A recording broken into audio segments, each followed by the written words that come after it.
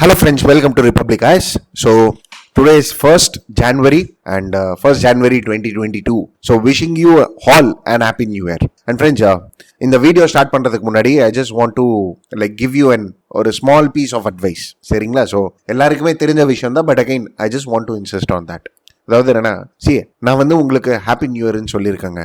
So when I tell happy new year, what I mean is I want you people to be very happy. சரிங்களா? So சந்தோஷமாக இருங்க. இப்போ என்ன ஆகுது அப்படின்னு சொல்லிட்டு பார்த்தீங்கன்னா, when I see many aspirants and நம்ம ஸ்டடி ஹாலில் கூட நான் நிறைய பேரை பார்க்கும்போது when I see them 2 வருஷம் 3 வருஷம் வீட்டுக்கே போகாமல் இருக்காங்க. சரிங்களா? அண்ட் இது வரையும் இல்லாமல் அவங்க ப்ரிப்பரேஷனை ரொம்ப சீரியஸாக எடுத்து ஒரு ஸ்ட்ரெஸ் அவங்களுக்கு மேலேயே அவங்க பிளேஸ் பண்ணிக்கிறாங்க.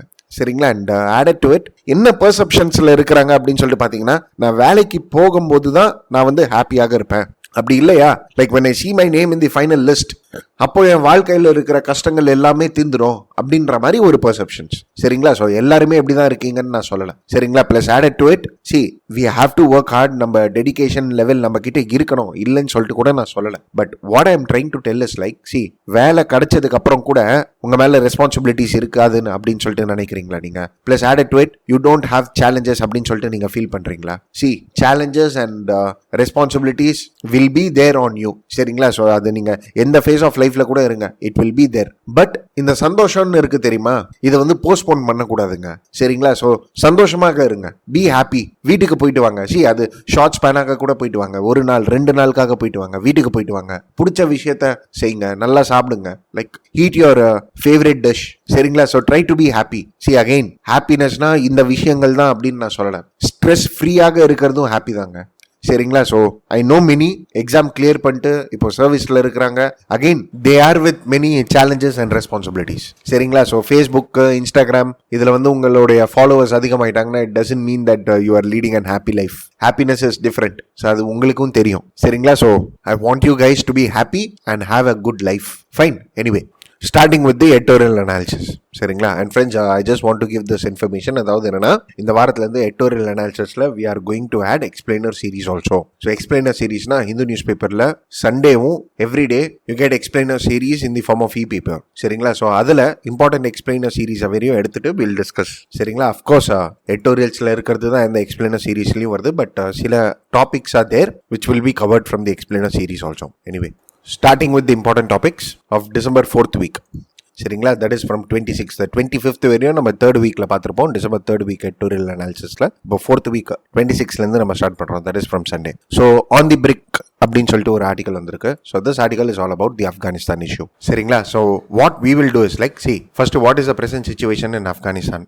சரிங்களா? அதே மாதிரி what are the tensions which is there for India. So Indian concerns இது. அதே மாதிரி வே ஃபார்வர்ட். இந்த 3 ஆஸ்பெக்ட்ஸ்ல நம்ம பார்க்க போறோம். சரிங்களா? ஸோ இந்த ஆர்டிகல் என்ன சொல்றாங்கன்னா, ஹியூமனிடேரியன் டிசாஸ்டர் ஸ்டார்ட் ஆயிடுச்சு ஆப்கானிஸ்தான்ல அப்படின்றாங்க. ஸோ பிரிங்க்னா சிச்சுவேஷன் சேஞ்ச் ஆகுதுன்னு சொல்லிட்டு அர்த்தங்க. சரிங்களா? ஸோ ஆப்கானிஸ்தான்ல humanitarian disaster has started.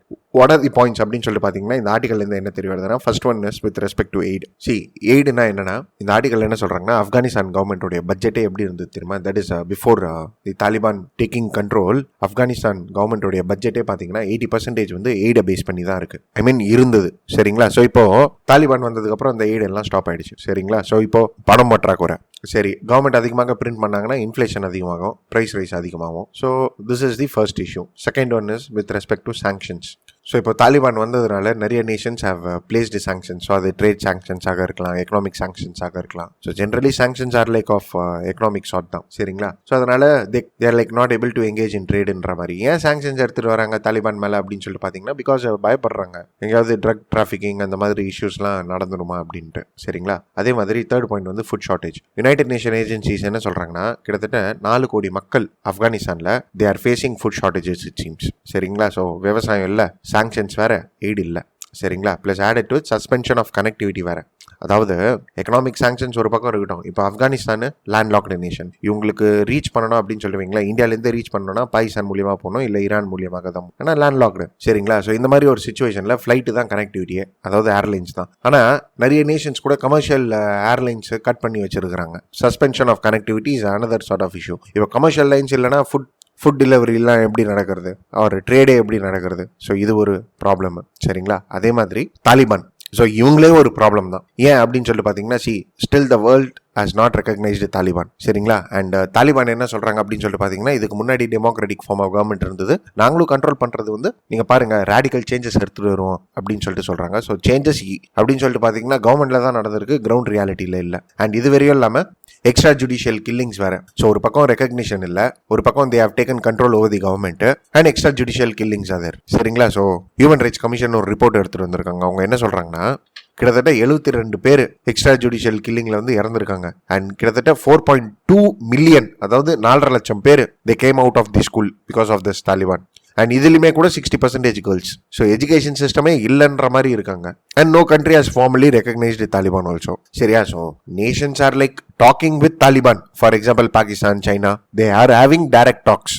But இது வந்து ஒரு ரெகக்னைஸ்டு கவர்மெண்ட் அப்படின்ற மாதிரி யாருமே சொல்ல மாட்டேன்றாங்க. சரிங்களா? அண்ட் இது வரையும் இல்லாம internal conflicts is also there. So இப்போ தாலிபான்லயே பாத்தீங்கன்னா 2 செப்பரேஷன்ஸ் ஆதர். ஒன்னு வந்து ஹக்கானிஸ் அப்படின்னு சொல்லிட்டு ஒரு குரூப். இவங்க ஹக்கானிஸ் வந்து பாகிஸ்தான் அல்கைதா கூட ரிலேஷன்ஷிப் வச்சுக்கிறவங்க. இன்னொருத்தவங்க வந்து பராதார், அதாவது அப்துல் கனி பராதார்னு சொல்லிட்டு இருக்காரு. அவர் தான் வந்து கரண்ட் டெபுட்டி பிரைம் மினிஸ்டர். இவங்க குரூப், இவங்க 2 பேருக்குள்ளேயே differences of opinions is there. சரிங்களா? இது வரையும் இல்லாம இவங்க என்ன பண்ணி வச்சிருக்காங்கன்னா, கேபினெட்ல எல்லாம் பஷ்டூன்ஸ் பீப்புள்ஸே வச்சிருக்காங்க. அவங்க தான் வந்து டெசிஷன் மேக்கிங் பாடின்னு சொல்ற மாதிரி இருக்காங்க. சரிங்களா? ஸோ ஆப்கானிஸ்தான் அப்படின்னு சொல்லிட்டு பாத்தீங்கன்னா, இதுல வந்து கிட்டத்தட்ட ஒரு 30% தான் வந்து பஷ்தூன் பீப்புள். மற்ற பேர் வந்து தஜிக் பீப்புள்னு சொல்லிட்டு இருக்காங்க. அதே மாதிரி உஸ்பேக் பீப்புள் இருக்காங்க, துருக்மெனிஸ்தான் பேஸ் பண்ணி பீப்புள்ஸ் இருக்காங்க, அதாவது origin based people, Turkmenistan origin based people. So for example பஞ்சிஷீர்னு சொல்லிட்டு ஒரு பிளேஸ் இருக்கு. இந்த பஞ்சிஷீர் பிளேஸ்ல பாத்தீங்கன்னா Uzbek people are like very dominant Panjshir ரீஜன்ல. சரிங்களா? ஆனா தாலிபான் பேஸ்டு பஷ்தூன் பீப்புள் தான் கேபினெட்ல இருக்காங்க, டெசிஷன் மேக் பண்றாங்க. அதனால இன்டர்னல் கான்ஃபிளிக்ஸ் வேற அவங்களுக்குள்ளே. சரிங்களா? ஸோ இந்த மாதிரி issues are there. So these are the prevailing situations in Afghanistan. சரி, ஓகே. இப்போ what are the concerns for India? What are the concerns for இந்தியானா நம்ம 4 பாயிண்ட்ஸ். ஸோ இது நம்ம லாஸ்ட் வீக் எட்டோரியல்ஸ்லும் பார்த்தோம். இப்போ நம்ம ரீகேப்பும் பண்ணிடலாம். First is like terrorism, the second one is like narcotics, third one is refugees, and the fourth one is radicalization. சரிங்களா? And all the 4 points are self-explanatory in nature. And of course, connectivity to Central Asia also. சரியா? So these and all are Indian concerns. சரி, okay. What is the way forward? What is the way forward அப்படின்ற மாதிரி பார்த்தீங்கன்னா, first we have to engage in talks with Taliban. சரிங்களா? So these are like points which I have taken from 4 to 5 articles. சரிங்களா? So the first thing is like we have to engage in talks with Taliban. ஏன்னா இப்போ டக்குன்னு democracy establish ஆயிடுமா அப்படின்னு சொல்லி பார்த்தீங்கன்னா தாலிபான்ல, அதாவது ஆப்கானிஸ்தான்ல எஸ்டாப்ளிஷ் ஆகாது. ஸோ அப்போ நம்ம தாலிபான் கூட பேசணும், அவங்களுக்கு வந்து புரிய வைக்கணும். ஆனால் இந்தியா என்ன பண்றோம், தாலிபானை சுற்றி இருக்கிற மற்ற நேஷன்ஸ் கூடலாம் பேசுறோம். And other countries like China, Russia, அவங்கலாம் தாலிபான் கூட டாக்ஸ்ல எங்கேஜ் ஆயிருக்காங்க. சரியா? So India should also take step to have a talk first. ரெண்டாவது, we have invested a lot and we have a goodwill. சரியா? So we have to secure that investment and goodwill. So Taliban கிட்ட இல்லைனா கூட at least with Indian origin people who are living in Afghanistan. சரிங்களா? So நிறைய Indian people are there who are there in Afghanistan who wants to come to India. But ஆனால் நம்ம வந்து visa cut பண்ணி வச்சிருக்கிறோம் இப்போ. So we need to secure our investments and goodwill. சரிங்களா? Plus added to it, Afghanistan base பண்ணி பார்த்தீங்கன்னா it's and great game rivalry அப்படின்னு சொல்லிட்டு நம்ம சொல்லலாம். ஸோ கிரேட் கேம் ரைவல்ரினா வந்து big players are playing here. And India இந்த இடத்துல இந்த பிக் பிளேயர்ஸ் பேஸ் பண்ணி நம்ம வந்து அலப்பாயக்கூடாது. சரிங்களா? Rather we need to act neutral and independently. So Afghanistan கூட நம்மளுக்கு என்ன ஸ்டெப்ஸ் எடுத்துகிட்டு வரணுமோ அது நம்ம எடுத்துகிட்டு வரணும். ஸோ இப்போ சைனா செய்கிறாங்கன்னா யூஎஸ்ஏ கூட அலைன் ஆகி அவங்கள பேஸ் பண்ணி நம்ம டெசிஷன் எடுக்கிறது நோ. புரியுதுங்களா? ஸோ இப்போ யூஎஸ்ஏ இருக்காங்கன்னு சொல்லிட்டு வைங்களா, அவங்க அதிகபட்சம் என்ன செய்வாங்க, எக்கனாமிக் சாங்ஷன்ஸ் எடுத்துகிட்டு வருவாங்க. சரி, நம்ம சாங்ஷன்ஸ் எடுத்துகிட்டு வந்தால் வேலைக்கு ஆகுமா? புரியுதுங்களா? ஸோ வெஸ்டர்ன் ஐடியாலஜிஸ் வேறு, அந்த ஐடியாலஜி கூட நம்ம ஐடியாலஜிஸ் மிங்கல் ஆகாது. So we have to act neutral and independently. And the fourth point is like we need to provide eight.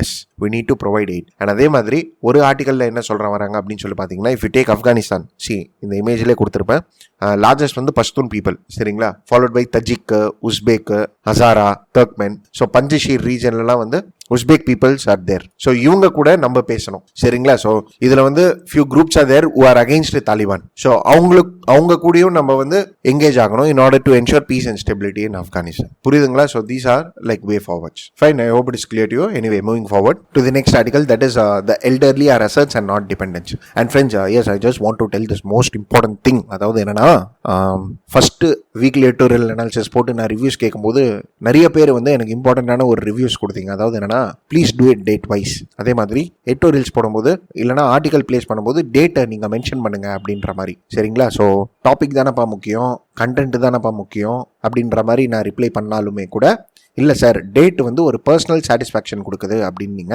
இல்லைப்பா இருந்தாலும் நீ கண்டென்ட்டை எடுத்து, அதாவது இந்த வீடியோவை பார்த்து நோட்ஸ் எடுத்து டாபிக் வைஸாக நீ பிளேஸ் பண்ணி தானப்பா வைக்க போகிற, இதில் என்னப்பா டேட் அப்படின்னா, இல்லை சார் பர்சனல் சாட்டிஸ்ஃபேக்ஷன் சொன்னீங்க. So for those who want personal satisfaction இங்கே December 27, 2021 சொல்லிட்டு நான் டேட்டு கொடுத்துருக்கேன். அண்ட் போன ஆர்டிக்கல், அதாவது இதுக்கு முன்னாடி பார்த்த ஆர்டிக்கல் வந்து December 26. சரிங்களா? Those who are like really interested in content நம்ம கண்டினியூ பண்ணலாம். சரிங்களா? So the elderly are assets and not dependence அப்படின்னு சொல்லிட்டு பேசியிருக்காங்க. ஸோ ஜென்ரலைஸ்டான ஆர்டிக்கல் தான். பட் இந்த ஜென்ரலைஸ்டான ஆர்டிகல்ஸ்லையுமே வந்து சில பாயிண்ட்ஸ் நம்மளுக்கு தெரிய வருது. அதாவது ஃபர்ஸ்ட் ஆத்தர் வந்து population explosion and demographic dividend பற்றி பேசுறாரு. ஸோ பாப்புலேஷன் எக்ஸ்ப்ளோஷன் என்னது? Population explosion refers to increase in the size of the population. சரிங்களா? ஸோ இதுக்கு பேர் வந்து பாப்புலேஷன் எக்ஸ்ப்ளோஷன். அதே மாதிரி டெமோகிராஃபிக் டிவிடெண்ட்னா என்ன அப்படின்ற மாதிரி பார்த்தீங்கன்னா, working age population is larger than the non working age population. இதுக்கு பேர் தான் டெமோகிராஃபிக் டிவிடெண்ட் அப்படின்னு சொல்லிட்டு நினைப்பீங்க. அதுதான் கிடையாது. இந்த working age population is larger than the non working age population. Okay right. But இதனால இருக்கிற economic potential or economic growth potential or இதனால வர ப்ரொடக்டிவிட்டி இருக்கு தெரியுமா, அதுக்கு பேர் தான் டெமோகிராஃபிக் டிவிடெண்ட். புரியுதுங்களா? So the potential which we get because of the changes in the age structure in the population is called as demographic dividend. So இதை ரெண்டுத்தை பற்றி பேசுறாரு ஆத்தர். ஸோ பாப்புலேஷன் எக்ஸ்ப்ளோஷன் இருக்கு, அதை பேஸ் பண்ணி நிறைய கன்சர்ன்ஸ் இருக்கு அப்படின்ற மாதிரி நம்ம நினைச்சுக்கிட்டு இருந்தோம். அதே மாதிரி டெமோகிராஃபிக் டிவிடெண்ட் இருக்கு, இதை வந்து நம்ம டேப் பண்ணணும் அப்படின்ற மாதிரி நினைச்சுட்டு இருந்தோம். அண்ட் இது வரையும் இல்லாமல் நீங்க ஏஷியாவில் பார்த்தீங்கன்னா ஏஷியன் டைகர்ஸ் அப்படின்னு சொல்ற மாதிரி நேஷன்ஸ்லாம் இருக்கு. ஸோ ஏஷியன் டைகர்ஸ்னா லைக் ஏஷியாவில் ஹை க்ரோத் பார்த்த Nations.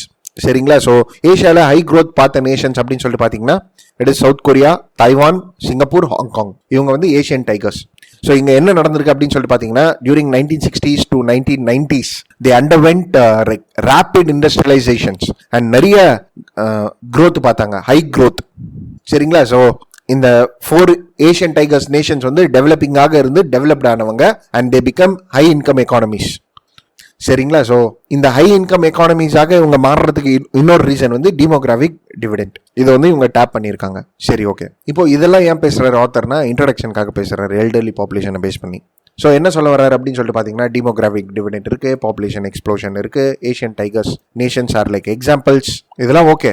But there is something which India needs to focus upon. என்னது அப்படின்னு சொல்லிட்டு பார்த்தீங்கன்னா, ஃபர்ஸ்ட் ஒன் வந்து ஹெல்த் அப்படின்னு சொல்லிட்டு சொல்றாரு.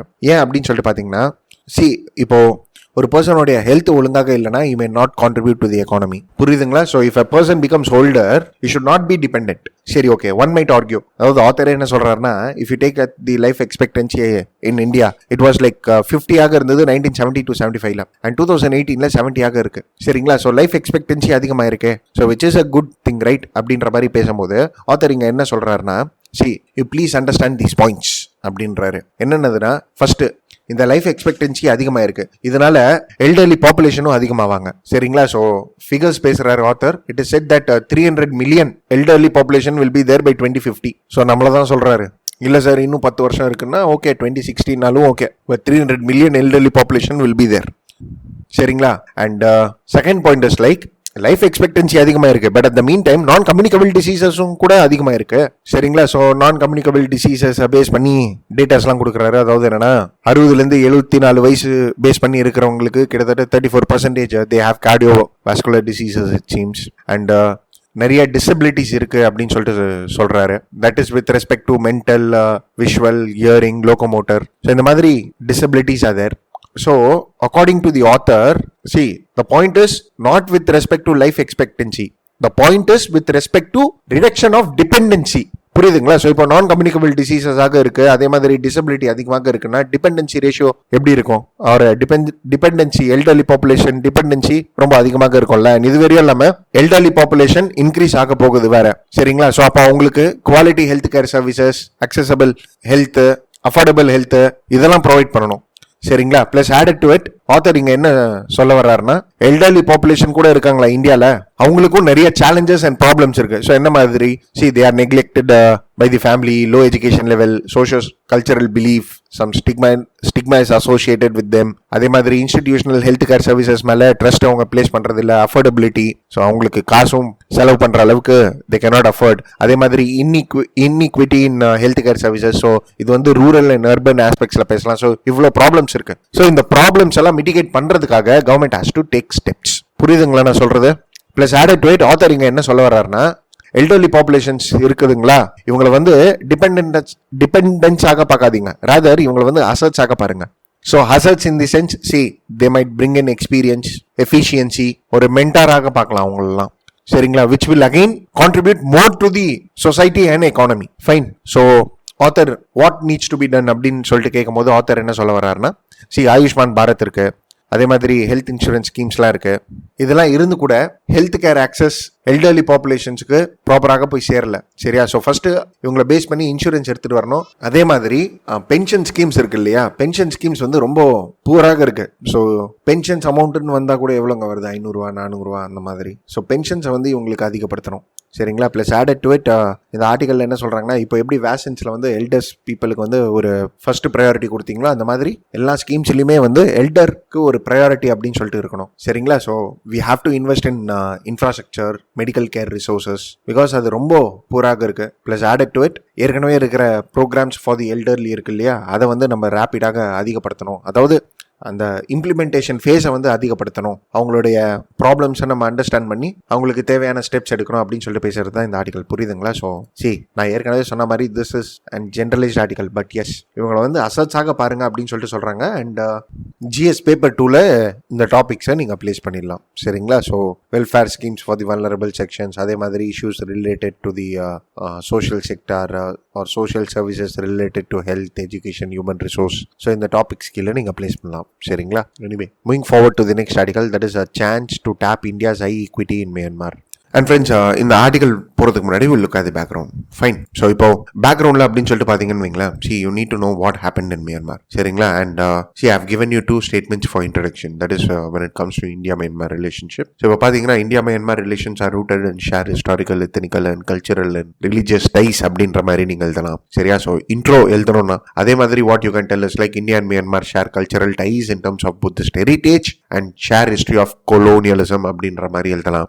So this is not only for like Burma or Myanmar, you can also write for Nepal, Sri Lanka. So neighbourhood nations base பண்ணி நீங்கள் எழுதலாம் ஈஸியாக. சரிங்களா? ஸோ இப்போ கல்ச்சரல் டைஸ் இதெல்லாம் எப்படி அப்படின்னு சொல்லிட்டு பார்த்தீங்கன்னா, Buddhism is there in Myanmar and the same goes with India also. So yes, you can write these points. சரி, ஓகே. இப்போ இந்தியா மியான்மார் ரிலேஷன்ஷிப் உங்களுக்கு புரியணும் அப்படின்னு சொல்லிட்டு வைங்களேன், you need to know what happened in Myanmar. So ஒரு கதை மாதிரி சொல்கிறேன், சிம்பிளாக இவ்வளோ தெரிஞ்சு வச்சுக்கோங்க. அண்ட் இதை பேஸ் பண்ணி நீங்கள் பாயிண்ட்ஸை டெவலப் பண்ணிக்கலாம். சரிங்களா? So friends, when did Burma gain independence? It was in the year 1948. சரிங்களா? ஸோ 1948 தான் இவங்களுக்கு ஃப்ரீடம் கிடச்சிது.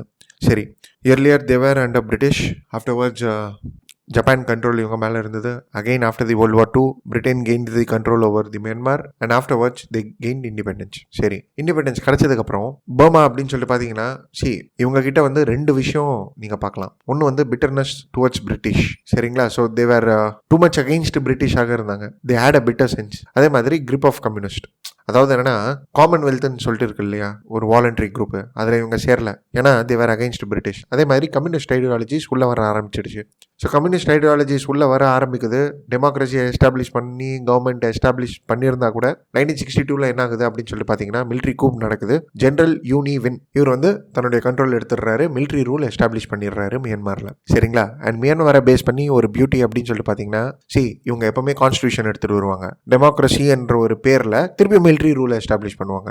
சரிங்களா? ஸோ இப்போ இருக்கிற பிரசன்ட் கான்ஸ்டியூஷன் கூட அப்படி தான் இருக்கும், நம்ம பார்ப்போம். பட் எஸ், ஸோ இப்போ இவர் மிலிட்ரி ரூல் எஸ்டாப்ளிஷ் பண்ணிட்டு இவர் என்ன செய்யறாருன்னா, 1974 புது கான்ஸ்டியூஷன் எடுத்துட்டு வர்றாரு. புது கான்ஸ்டியூஷன் எடுத்துட்டு வந்துட்டு என்ன செய்யறாருன்னா, இந்த கான்ஸ்டியூஷன்ல பர்மா சோஷியலிஸ்ட் பொலிட்டிக்கல் பார்ட்டி இந்த ஒரே ஒரு பார்ட்டி தான் கண்டெஸ்ட் பண்ணும் எலெக்ஷன் அப்படின்னு சொல்லிட்டு சொல்லிடுறாரு. அண்ட் இந்த பார்ட்டியில் பார்த்தீங்கன்னா மிலிட்ரி மெம்பர்ஸ் தான் இருப்பாங்க நிறைய பேர். இவங்க தான் வந்து எலெக்ஷனும் கண்டெஸ்ட் பண்ணுவாங்க. ஸோ இந்த மாதிரி இருந்தது. இது வரையும் இல்லாமல் இவர் என்ன பண்ணார்னா, ஃபாலோ சோஷியலிஸ்ட் ஐடியாலஜிஸ். சரிங்களா? ஸோ இப்போ ரஷ்யனுடைய சோஷியலிஸ்ட் ஐடியாலஜிஸ் அப்படியே எடுத்து ஃபாலோ பண்ணியிருந்தா கூட ஓரளவுக்கு பரவாயில்ல. ஆனால் அந்த மாதிரி ஃபாலோ பண்ணல. இவர் இஸ் ஓன் வே ஆஃப் சோஷியலிசம்னு சொல்கிற மாதிரி ஃபாலோ பண்ணார். என்ன பண்ணாருன்னா, இப்போ பிஸ்னஸ் எல்லாமே வந்து தன் கண்ட்ரோலில் எடுத்துட்டு வந்துட்டாரு. அதாவது ட்ரேடு, காமர்ஸு, இண்டஸ்ட்ரீஸு, ப்ரொடக்ஷன்ஸ் எல்லாமே இவர் கண்ட்ரோலில் எடுத்துகிட்டு வந்துட்டாரு.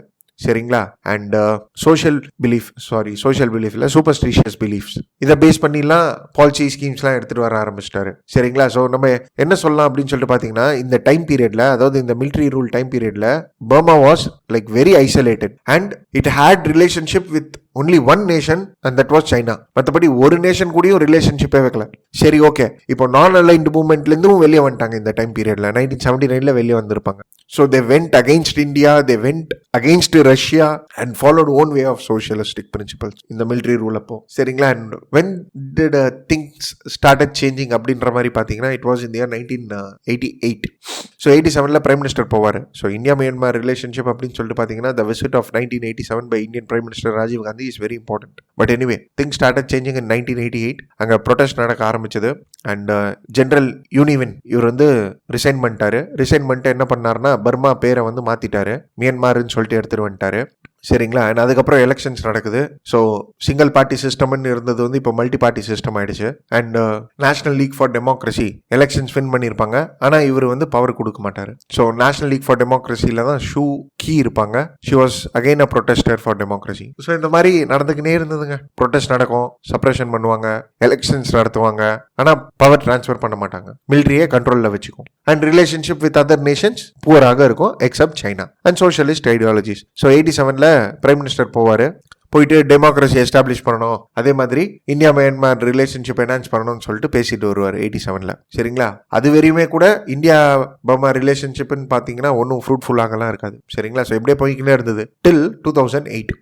ஸோ 2008 என்ன நடக்குதுன்னு பார்த்தீங்கன்னா புது கான்ஸ்டியூஷன் ஃப்ரேம் பண்ணுறாங்க. ஸோ மிலிட்ரி தான் எடுத்துகிட்டு வராங்க கான்ஸ்டியூஷன். அண்ட் இந்த கான்ஸ்டியூஷன் கூட எப்படின்னா அகைன் மிலிட்ரி ரூல் எடுத்துகிட்டு வர்றதுக்கான நிறைய பாசிபிலிட்டிஸ் இந்த கான்ஸ்டியூஷனில் இருந்தது. For example article 417. இந்த ஆர்டிகல் 417 என்ன சொல்கிறாங்கன்னா in state of emergency military rule establish பண்ணலாம் ஈஸியாக அப்படின்னு சொல்லிட்டு சொல்கிறாங்க. சரி, இது ஒரு ப்ரொவிஷன். இன்னொரு ப்ரொவிஷன் என்ன தெரியுமா? For constitutional amendment 75% of the votes, அதாவது more than 75% of the votes is ரிக்வயர்ன்றாங்க. அண்ட் இது வரையும் இல்லாமல் பார்லிமெண்ட்ரி சீட்ஸில் வந்து 25% வந்து ரிசர்வேஷன் இருக்குது. யாரு? மிலிட்ரி பர்சனல்ஸ்க்கு. அவங்க பார்லிமெண்ட்ரி எலெக்ஷன்ஸ் அவங்க கண்டெஸ்ட் பண்ணணும், 25% இவங்களுக்கு கோட்டா. இது வரையும் எல்லாமே டிஃபென்ஸ், ஹோம்ஸ் இது எல்லாமே வந்து மிலிட்ரி ஆளுங்க தான் வச்சிருப்பாங்கன்னு சொல்லிட்டு சொல்றாங்க. 2008 எடுத்துட்டு வந்த புது கான்ஸ்டியூஷன். இப்போ 75% எடுத்துட்டு வந்தா தான் அமெண்ட்மெண்ட் எடுத்துட்டு வர முடியும்னா இவங்களுக்கு 25% கோட்டா. அப்போ this in itself is an indication that military தான் வந்து மேஜர் சேஞ்சஸ் எடுத்துட்டு வர முடியும்னு சொல்ற மாதிரி இருக்கு இல்லையா?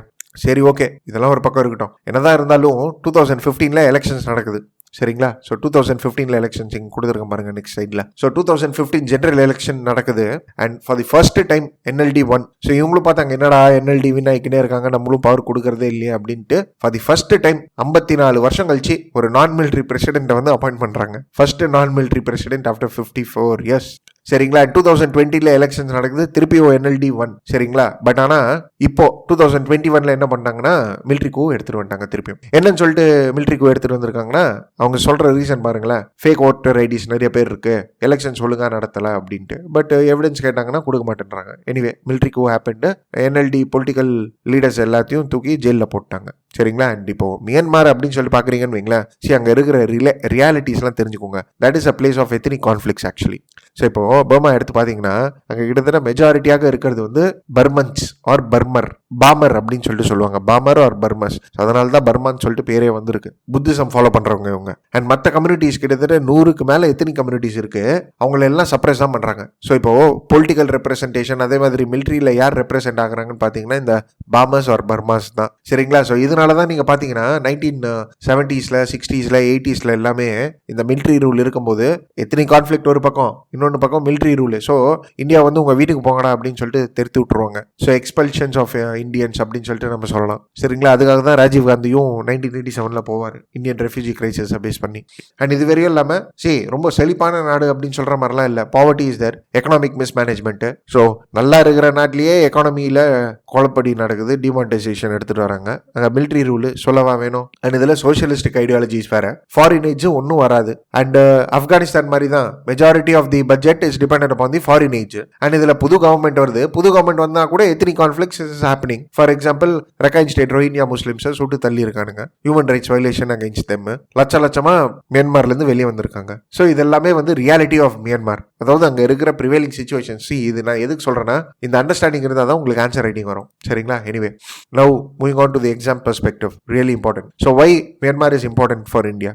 ஃபர்ஸ்ட் இந்த பாயிண்ட்ஸ் தெரிஞ்சு வச்சுக்கோங்க. This happens to be a land bridge. So இப்போ IMT ஹைவேன்னு இருக்குங்க, India Myanmar Thailand highway. So இது கனெக்டிவிட்டியில் நம்ம பார்ப்போம். பட் எனிவே இந்த ஐஎம்டி ஹைவேல பார்த்தீங்கன்னா மியான்மர் மூலியமாக தான் நம்ம தாய்லாந்து போகிறோம். So this happens to be land bridge to south east Asia. கனெக்டிவிட்டிக்காக இது ரொம்ப முக்கியம். கனெக்டிவிட்டினா it is not only to south east Asia, even to North East India. சரிங்களா? ரெண்டாவது பீஸ் அண்ட் ஸ்டெபிலிட்டிக்காக அவங்க ஒழுங்காக இருக்கிறது நம்மளுக்கு அவசியம். சரிங்களா? ஸோ பக்கத்து வீட்டுக்காரன் சண்டை போட்டான்னா நம்ம தூங்க முடியாதுங்க ஒழுங்கா. ஸோ ஏற்கனவே நார்த் ஈஸ்டர்ன் ஸ்டேட்ஸில் இன்சர்ஜென்சி குரூப்ஸ் நிறைய இருக்காங்க. நாகாலிங் இஷ்யூஸ் உங்களுக்கு தெரியும்னு சொல்ல நம்புறேன். நாகாலாந்து, சாப்லாங் இவங்கெல்லாம் இருக்காங்க. போரஸ் பார்டர் வேறு. ஸோ மியான்மரில் போய் அப்படியே தங்கிடுவாங்க. அங்கேருந்து திருப்பி இங்கே வருவாங்க. இன்சர்ஜென்சிக்கு porous border is one reason. So stability in Myanmar will reduce this. சரிங்களா? அதே மாதிரி ரெஃப்யூஜி கிரைசிஸ் அங்கே பிரச்சனை நடந்ததுன்னா நம்ம நாட்டுக்கு தான் வராங்க refugees. Plus added to it influence of China, competition with China. Chinese influence இப்போன்னு சொல்லிட்டு இல்லை, இண்டிபெண்டன்ஸ்லேருந்தே மியான்மரில் ரொம்ப அதிகமாக இருக்குது. ஸோ அதனால தான் நம்மளால ரிலேஷன்ஷிப் ஒழுங்காக எஸ்டாப்ளிஷ் பண்ண முடியல. This is also one reason. And இப்போ ரீசெண்டாக சைனா என்ன பண்ணியிருக்காங்க, அருணாச்சல் பிரதேஷில் ஒரு 15 பிளேசஸ் உடைய நேம் வந்து மாற்றிருக்கிறாங்க. எங்கள் நாட்டுது நீ ஏன்டா மாத்திர அப்படின்னு சொல்லிட்டு கேட்க தோணும். பட் கேட்கும் போது என்ன சொல்கிறாங்கன்னா அது வந்து எங்கள் ரீஜன் அப்படின்றாங்க. ஸோ இது அக்ரெஷன் தானே, சும்மா ப்ரோவோக் தானே பண்ணுறாங்க. அப்போ இந்தியா என்ன சொல்லுதுன்னா ஜம்மு அண்ட் காஷ்மீரில் அப்போ நான் பேர் மாத்திரன்னா உனக்கு என்ன பிரச்சனை அப்படின்றாங்க. பட் எனிவே இவங்க மியான்மர் கூட க்ளோஸாக இருக்கிறது இந்தியாவுக்கு ஒரு கன்சர்ன் தானே. So competition with China. So these and all are like importance of Myanmar. ஆனால் அதுக்கப்புறம் நீங்கள் நிறைய பாயிண்ட்ஸ் பேசலாம். ரிசோர்ஸ்ன்னு பேசலாம். ஸோ இப்போ ஆயில் அண்ட் கேஸ் ரிசோர்ஸ் இருக்குது மியான்மரில். சரியா? எக்கனாமிக் கனெக்டிவிட்டின்னு சொல்லிட்டு பேசலாம். டூரிசம்னு பேசலாம். பீப்புள் டு பீப்புள் கோஆப்ரேஷன் பேசலாம். கல்ச்சரல் டைஸ் பேசலாம். ஸோ இந்த மாதிரி நிறைய இம்பார்ட்டன்ஸ் பேசலாம். பட் நான் சொல்கிறது வந்து மேஜர் பாயிண்ட்ஸ். சரிங்களா? சரி, ஓகே. இப்போ இந்தியா மியான்மர் ரிலேஷன்ஷிப். ஸோ இப்போ மியான்மரில் இருக்கிற கிரவுண்ட் சிச்சுவேஷன் பார்த்தாச்சு. ஹிஸ்ட்ரி ஓரளவுக்கு பார்த்தாச்சு. Why it is important to இந்தியான்னு பார்த்தாச்சு மியான்மர். இப்போ ரெண்டு பேருக்கு நடுவில் இருக்கிற ரிலேஷன்ஷிப்பை பற்றி பார்க்கலாம். சரிங்களா? ஸோ ரிலேஷன்ஷிப் அப்படின்னு சொல்லிட்டு பார்த்தீங்கன்னா the visit of prime minister Rajiv Gandhi இந்த year 1987 laid the foundation for a stronger relationship between India and Myanmar. ஏன்னா இங்க தான் வந்து அவர் டெமோக்ரஸி பத்தி பேசியிருப்பாரு and Indian Myanmar relationship establish பண்ணணும்னு சொல்லிட்டு ஒரு ஸ்டெப் எடுத்திருப்பாரு. இதுக்கு முன்னாடி ஒரு பிரைம் மினிஸ்டரும் விசிட் பண்ணியிருக்க மாட்டாங்க. ஏன்னா அங்கே மிலிட்ரி ரூல் இருக்குன்னு சொல்லிட்டு அவாய்ட் பண்ணியிருப்பாங்க. ஸோ இந்த தப்பு தான் நம்ம ஆப்கானிஸ்தான்லையும் பண்ணக்கூடாதுன்னு சொல்லிட்டு நிறைய ஆத்தர்ஸ் எடிட்டோரியல்ஸ் எல்லாம் சொல்லின்னு இருக்காங்க. But anyway this is first thing. சரிங்களா? அதே மாதிரி இந்தியா மியான்மர் ரிலேஷன்ஷிப் பாயிண்ட்ஸ் எடுத்து நீங்க எழுதணும்னு சொல்லிட்டு வைங்களா. See what we can write is like India but look east to policy it initiated in year 1991. எதுக்காக எடுத்துட்டு வந்தாங்க? நான் அண்டர்லைன் பண்ணியிருக்கேன் பாருங்க point. Economic and strategic relations with respect to south east Asia. அதே மாதிரி bolster it standing as a regional power. Third one is like counterweight to the influential China. So இதுக்காக தான் லுக்கிஸ்ட் பாலிசி எடுத்துட்டு வந்திருக்கிறாங்க India. It's an effort by India. So இந்த look east பாலிசியில் Myanmar is very important. சரிங்களா? இந்த 3 பாயிண்ட்டுமே மியான்மருக்கு பொருந்தும். புரியுதுங்களா? அதே மாதிரி India has got something which is called as neighbourhood first policy. So இந்த நெய்பர்ஹுட் ஃபர்ஸ்ட் பாலிசினா என்னன்னா நிறைய நேஷன்ஸ் இருக்கும், எல்லாரு கூடயும் நம்ம ரிலேஷன்ஷிப் எடுத்துகிட்டு வரோம். பட் எல்லா செக்டார்ஸ்லையும் will give priorities to our neighbourhood அப்படின்னு சொல்லிட்டு இந்தியா சொல்லியிருக்கோம். And Myanmar is also important for India. சரிங்களா? அதுக்கப்புறம் இந்தியா மியான்மர் ரிலேஷன்ஷிப் அப்படின்னு சொல்லிட்டு எடுத்து பேசும்போது we can talk about connectivity which is very very very very important. So connectivity தாங்க மியான்மர். ஏன்னா இது land bridge, it is and gateway to the south east Asia எல்லாமே. சரி, கனெக்டிவிட்டி எப்படின்னா I would have given you an image here. We have bought something which is called as Kaladan Multimodal Transport, KMTT. So what is this KMTT? ஒன்றும் இல்லைங்க. இங்கே பாருங்க, கொல்கத்தா இருக்கா? கொல்கத்தாலேருந்து அப்படியே நேராக சிட்வி போர்ட்டுன்னு சொல்லிட்டு இருக்கு which is in Myanmar. அங்கேருந்து ரிவர் கலாதன் மூலியமாக அப்படியே இந்த ரிவர் மேலே ஏறி பல்லேட்டுவான் என்ற ஒரு இடத்துக்கு போயிட்டு அங்கேருந்து ஹைவே ரோடு பிடிச்சி நேராக மிசோரமுக்கு வந்து சேர்ந்துடலாம். சரிங்களா? ஸோ இந்தியாவுக்கு சிக்கன் நெக் அப்படின்னு சொல்லிட்டு இருக்குது which is in Siliguri corridor. அது வந்து ஒரு நேரோ ஸ்ட்ரிப் ஆஃப் லேண்டு. மொத்தமே வந்து ஒரு 20 கிலோமீட்டர் தான் இருக்கும் போல். ஸோ அங்கே டிரான்ஸ்போர்ட்டேஷன் பண்ணுறது ரொம்ப கஷ்டம். ஏன்னா பங்களாதேஷ் வந்துடுது. அண்ட் இது வரையும் இல்லாமல் சைனா நினச்சாலும் ஈஸியாக அதை கேப்சர் பண்ணிடலாம். ஸோ அதை நம்பி வெறியும் நார்த் ஈஸ்டர்ன் ஸ்டேட்ஸ் கூட நம்ம ரிலேஷன்ஷிப்பில், அதாவது நார்த் ஈஸ்டர்ன் ஸ்டேட்ஸ்னா இங்கே கனெக்டிவிட்டி என்ஹான்ஸ் பண்ண முடியாது நார்த் ஈஸ்டர்ன் ஸ்டேட்ஸ் கூட. ஸோ அதனால் Myanmar is very important. So this becomes an alternative route to the north eastern states. ஒரு இன்க்ளூசிவ் ரூட்டாக ஆகிடும். புரியுதுங்களா? ஸோ இது ஃபர்ஸ்ட் பாயிண்ட். இது வெறியும் இல்லாமல் செகண்ட் வந்து நம்ம ஏற்கனவே பார்த்த மாதிரி இந்தியா மியான்மர் தாய்லாந்து ஹைவே. சரிங்களா? ஸோ இந்த ஹைவே மூலியமாக industrial parks, road, goods transportations இது எல்லாமே நடக்கும். புரியுதுங்களா? So this is with respect to connectivity. So கனெக்டிவிட்டியில் இது 2 பாயிண்ட் தெரிஞ்சுக்கோங்க, ரொம்ப important. That is Kaladan multimodal transport transit and India Myanmar Thailand highway. சரிங்களா? அண்ட் அதுக்கப்புறம் இந்தியா மியான்மர் ரிலேஷன்ஷிப் பற்றி பேசணும் அப்படின்னு சொல்லிட்டு வைங்களேன், எய்டு பற்றி நம்ம பேசலாம். India happens to be a nation who has like provided aid to Myanmar throughout the difficult phase. For example, இப்போ COVID-19 சிச்சுவேஷனில் we provided them vaccines, we gave them medical equipments. இது வரையும் இல்லாமல் Indian navy have provided them submarines and Rakhine State Development Programன்னு ஒரு programme இருக்குது. அதில் India வந்து எய்டு கொடுக்குறோன்னு சொல்லிட்டு கமிட் பண்ணியிருக்கிறோம். And we have given aid also, that is for the Rohingyas Muslims. சரிங்களா. அண்ட் பாபா த்ரோன் அப்படின்னு சொல்லிட்டு இருக்கு. அதாவது என்னன்னா இது வந்து ஒரு radiation equipments for treating cancer. இது வந்து நம்ம கொடுக்கலாம்னு சொல்லிட்டு இருக்கோம் மியான்மருக்கு. சரிங்களா. நேஷனல் நாலேஜ் நெட்ஒர்க்ல மியான்மருக்கு சப்போர்ட் பண்ணலாம், அங்கேயும் ஸ்கில் டெவலப் பண்ணலாம். ஸோ இந்த மாதிரி ஏஜ்லாம் இந்தியா ப்ரொவைட் பண்ணுதுங்க. That is for Myanmar. சரிங்களா. அண்ட் இது வரையும் இல்லாமல் வி கேன் டாக் லைக் ஒரு மல்டிலேட்ரல் பார்ட்னர்ஷிப் மாதிரி.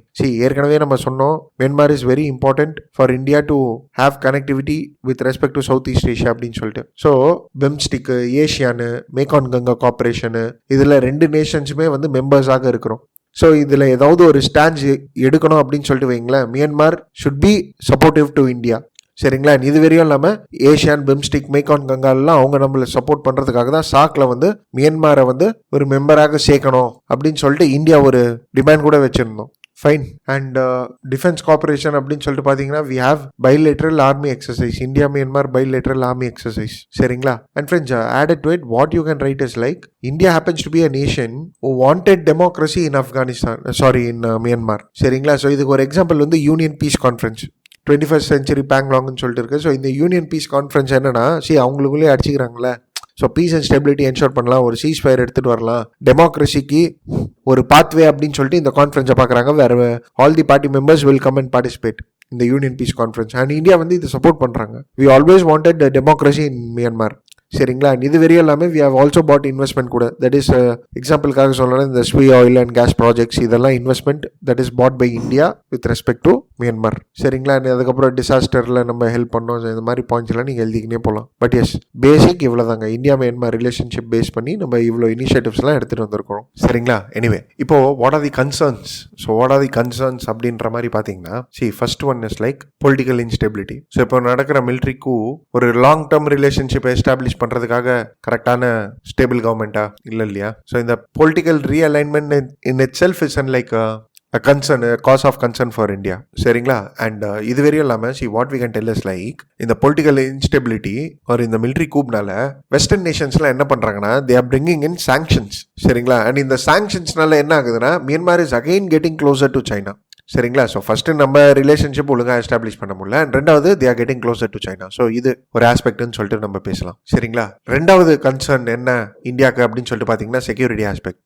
Security aspect again porous border, refugee crisis, Rohingya Muslims, ethnic conflicts, இது எல்லாமே security concerns is there. Third one is like connectivity and investment ஒரு delayed இன்வெஸ்ட்மெண்ட்னு சொல்லிட்டு நம்ம சொல்லலாம், ஒரு ப்ரொலாங்டு இன்வெஸ்ட்மெண்ட். ஸோ இப்போ நம்ம 2 ப்ராஜெக்ட் பார்த்தோம், கலதன் மல்டி மாடல் டிரான்ஸ்போர்ட் டிரான்சிஸ்ட், அதே மாதிரி இந்தியா மியான்மர் தாய்லாந்து ஹைவே ப்ராஜெக்ட்ஸ்லாம் சொல்லிட்டு பார்த்தோம். ஸோ இதெல்லாம் நிறைய ரீசன்ஸ் பேஸ் பண்ணி டிலே ஆகுது. இன்வெஸ்ட்மெண்ட் எடுத்துகிட்டு வர்றதுக்கே பயமாக இருக்குது. அண்ட் அப்படியும் ஏதாவது ஒரு ப்ராஜெக்ட்ஸ் இனிஷியேட் எடுத்துகிட்டு வந்தாலும் ஆட்சி மாற்றம்னு இல்லை, like military rule, ethnic conflicts, people protest, இது எல்லாமே வந்து டிலே பண்ணிடுது இன்வெஸ்ட்மெண்ட்டை. அதனால கனெக்டிவிட்டி ஒழுங்காக எஸ்டாப்ளிஷ் பண்ண முடியல. சரிங்களா. அண்ட் அன்டாப்டு பொட்டென்ஷியல் ட்ரேட் ஆஸ்பெக்ட்ஸ்லையும் எடுத்து பார்த்தீங்கன்னா, ஸோ கல்ச்சரலி இவ்வளோ க்ளோஸாக இருந்து எக்கனாமிக்லி நம்ம பொட்டென்ஷியலை டேப்பே பண்ணல. And of course the last point which we can tell is like interest of Indian community living in Myanmar. So it is estimated that கிட்டத்தட்ட ஒரு 20 லட்சம் பேர் Indian origin people are living in Myanmar. So அவங்களுடைய security இன்ட்ரெஸ்ட்டும் நம்ம பாதுகாக்க வேண்டியதாக இருக்கு. சரிங்களா. ஸோ இதெல்லாமே வந்து இந்தியன் கன்சர்ன்ஸ். சரி, ஓகே. எனிவே, இப்போ இந்த ஆர்டிகலுக்கு வருவோம். That is a chance to tap India's high equity in Myanmar. So friends, இந்த ஆர்டிக்கலில் ஆத்தர் வந்து பாசிட்டிவாக பேசுகிறாரு. என்ன சொல்ல வர்றாருன்னா, we have the potential to tap or establish a relationship with Myanmar and Myanmar military is also is willing to cooperate அப்படின்னு சொல்லிட்டு பேசுறது தான் இந்த ஆர்டிகல். சரிங்களா. ஸோ என்ன நடந்திருக்குன்னா, December 22nd 23rd Harshvardhan Shringla, Indian foreign secretary, foreign secretary, சரிங்களா, foreign minister கிடையாது, பிரைம் மினிஸ்டர் கிடையாது, ஃபாரின் செக்ரட்டரி, ஒரு IAS diplomat, he has visited Myanmar. And மியான்மர்ல அவர் போய் பார்த்தது யார் தெரியுமா? மிலிட்ரி ஹெட்டை பார்த்துருக்காரு. சரிங்களா. ஸோ இந்த ஆர்டிகல்ல என்ன சொல்ல வராங்க அப்படின்னு சொல்லிட்டு பார்த்தீங்கன்னா, மியான்மர்ல what they follow is like hybrid டெமோக்ரஸின்னு சொல்லிட்டு காயின் டேர்ம் பண்றாரு. ஸோ ஹைபிரிட் டெமோக்ரஸினா நம்மளுக்கே என்னன்னு சொல்லிட்டு தெரியும். மிலிட்ரி ரூல்ன்றாங்க, எலெக்ஷன்ஸ் நடத்துறாங்க, கான்ஸ்டியூஷன் எடுத்துட்டு வராங்க, திருப்பி மிலிட்ரி ரூல் எடுத்துட்டு வந்துடுறாங்க, டெமோக்ராட்டிக் கவர்மெண்ட் எஸ்டாப்ளிஷ் பண்றாங்க, அகைன் மிலிட்ரி ரூல். ஸோ இந்த மாதிரி ஒரு லூப் ஹோல்டா தான் இருக்கு. ஸோ இதுக்கு பேர் தான் ஹைபிரிட் டெமோக்ரஸி. ஸோ இந்த ஹைபிரிட் டெமோக்ரஸி உடைய சுச்சுவேஷனில் இப்போதைக்கு மிலிட்ரி கூப் நடந்திருக்கு. இந்த மிலிட்ரி கூப் நடக்கும்போது நம்ம ஃபாரின் செக்ரட்டரி இந்தியாவிலேருந்து போகும்போது அவர் டேரெக்டாக மிலிட்ரி ஹெட்டை போய் மீட் பண்ணுறாருன்னா அது பெரிய விஷயம். பிகாஸ் ஜென்ரலி இந்த மாதிரி மீட்டிங்லாம் வந்து மினிஸ்டர்ஸ் போவாங்க, இல்லை பிரைம் மினிஸ்டர்ஸ் போவாங்க. இங்கே செக்ரட்டரி அலோவ் பண்ணியிருக்கிறது வந்து இட்ஸ் அண்ட் பிக் பாயிண்ட் அப்படின்னு சொல்லிட்டு பேச வர்றாரு ஆத்தர். சரிங்களா? அண்ட் இதுவரையும் இல்லாமல் இது ஏன் பெரிய விஷயம் அப்படின்னு சொல்லிட்டு பார்த்தீங்கன்னா, இங்கே தான் ஆத்தர் வந்து ஏஷியன் 5 பாயிண்ட் கன்சென்சஸை பற்றி பேசுகிறாரு. அதாவது இந்த மிலிட்ரி கூ நடந்த உடனே ஏஷியான் என்ன முடிவு பண்ணாங்கன்னா, நாங்கள் வந்து 5 பாயிண்ட்ஸ் கன்சென்சஸ் கொடுக்குறோம். அதாவது மியான்மாருக்கு இது ஒரு சொல்யூஷனாக கொடுக்குறோம். ஃபர்ஸ்ட் வயலன்ஸ் நிப்பாட்டுங்க, அதே மாதிரி எந்தெந்த பொலிட்டிக்கல் பிரிசனர்ஸ் எல்லாம் நீங்கள் பிடிச்சி வச்சிருக்கீங்களோ ரிலீஸ் பண்ணுங்க. ப்ளஸ் ஆடட் டு இட் ஒரு பீஸ்ஃபுல் கோஎக்ஸிஸ்டன்ஸ் எடுத்துகிட்டு வரணும் டைலாக் மூலியமாக. அண்ட் எல்லா வயலன்ஸையும் ஸ்டாப் பண்ணணும், சீஸ்ஃபயர் எடுத்துட்டு வாங்கன்னு சொல்லிட்டு சொன்னாங்க. ஹியூமன் ரைட்ஸ் வயலேஷன்லாம் நடக்கக்கூடாதுன்னு சொல்லிட்டு ஏஷியான் 5 பாயிண்ட் கன்சென்சஸ் ஏஷியான் வந்து அனௌன்ஸ் பண்ணாங்க. அண்ட் மிலிட்ரி ஹெட் என்ன திரும்ப சொல்லிட்டாரு, இது நாங்கள் ஃபாலோ பண்ண மாட்டோம் அப்படின்ட்டு ஒரே வார்த்தையில் சொல்லிட்டு முடிச்சிட்டாரு. சரியா? ஸோ இதுக்காக ஏடா நாங்கள் இவ்வளோ கஷ்டப்பட்டோம் அப்படின்னு சொல்கிற மாதிரி ஆயிடுச்சு ஏஷியான். பட் எனிவே இப்போ ஃபாரின் செக்ரட்டரி போயிருக்காரு இல்லையா, அவர் போய் மிலிட்ரி ஹெட்டை பார்த்துருக்காரு. மிலிட்ரி ஹெட்டை பார்த்துட்டு என்ன சொல்லியிருப்பாரு, இதே பாயிண்ட்ஸ் தான் சொன்னார். சரிங்களா? ஸோ அவங்க சொன்னால் கேட்க மாட்டேன்றாங்க, நீங்கள் சொன்னால் கேட்குறீங்களே அப்படின்ற மாதிரி உங்களுக்கு தோணுது இல்லையா? ஸோ அதுதான் ஆத்தரும் சொல்கிறாரு. It is an indication that they are giving importance to India.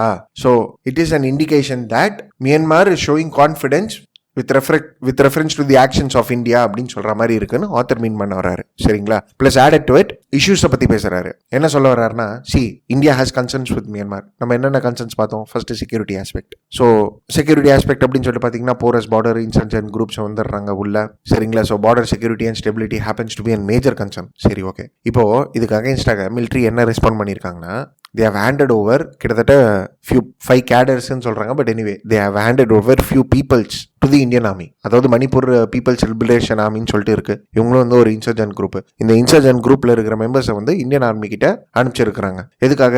நாங்கள் உங்க கூட கோஆப்ரேட் பண்ணணும்னு சொல்லிட்டு காமிக்கிறதுக்காக. இல்லை அவங்க ஏங்க அனுப்பணும், ராதர் இன்சர்ஜென்சியை வளர்த்துருக்கலாம்ல. சரி, ஓகே. இது ஒன்று. ரெண்டாவது, இந்தியன் கன்சர்ன்ஸ் என்னவாக இருந்தது? Refugees.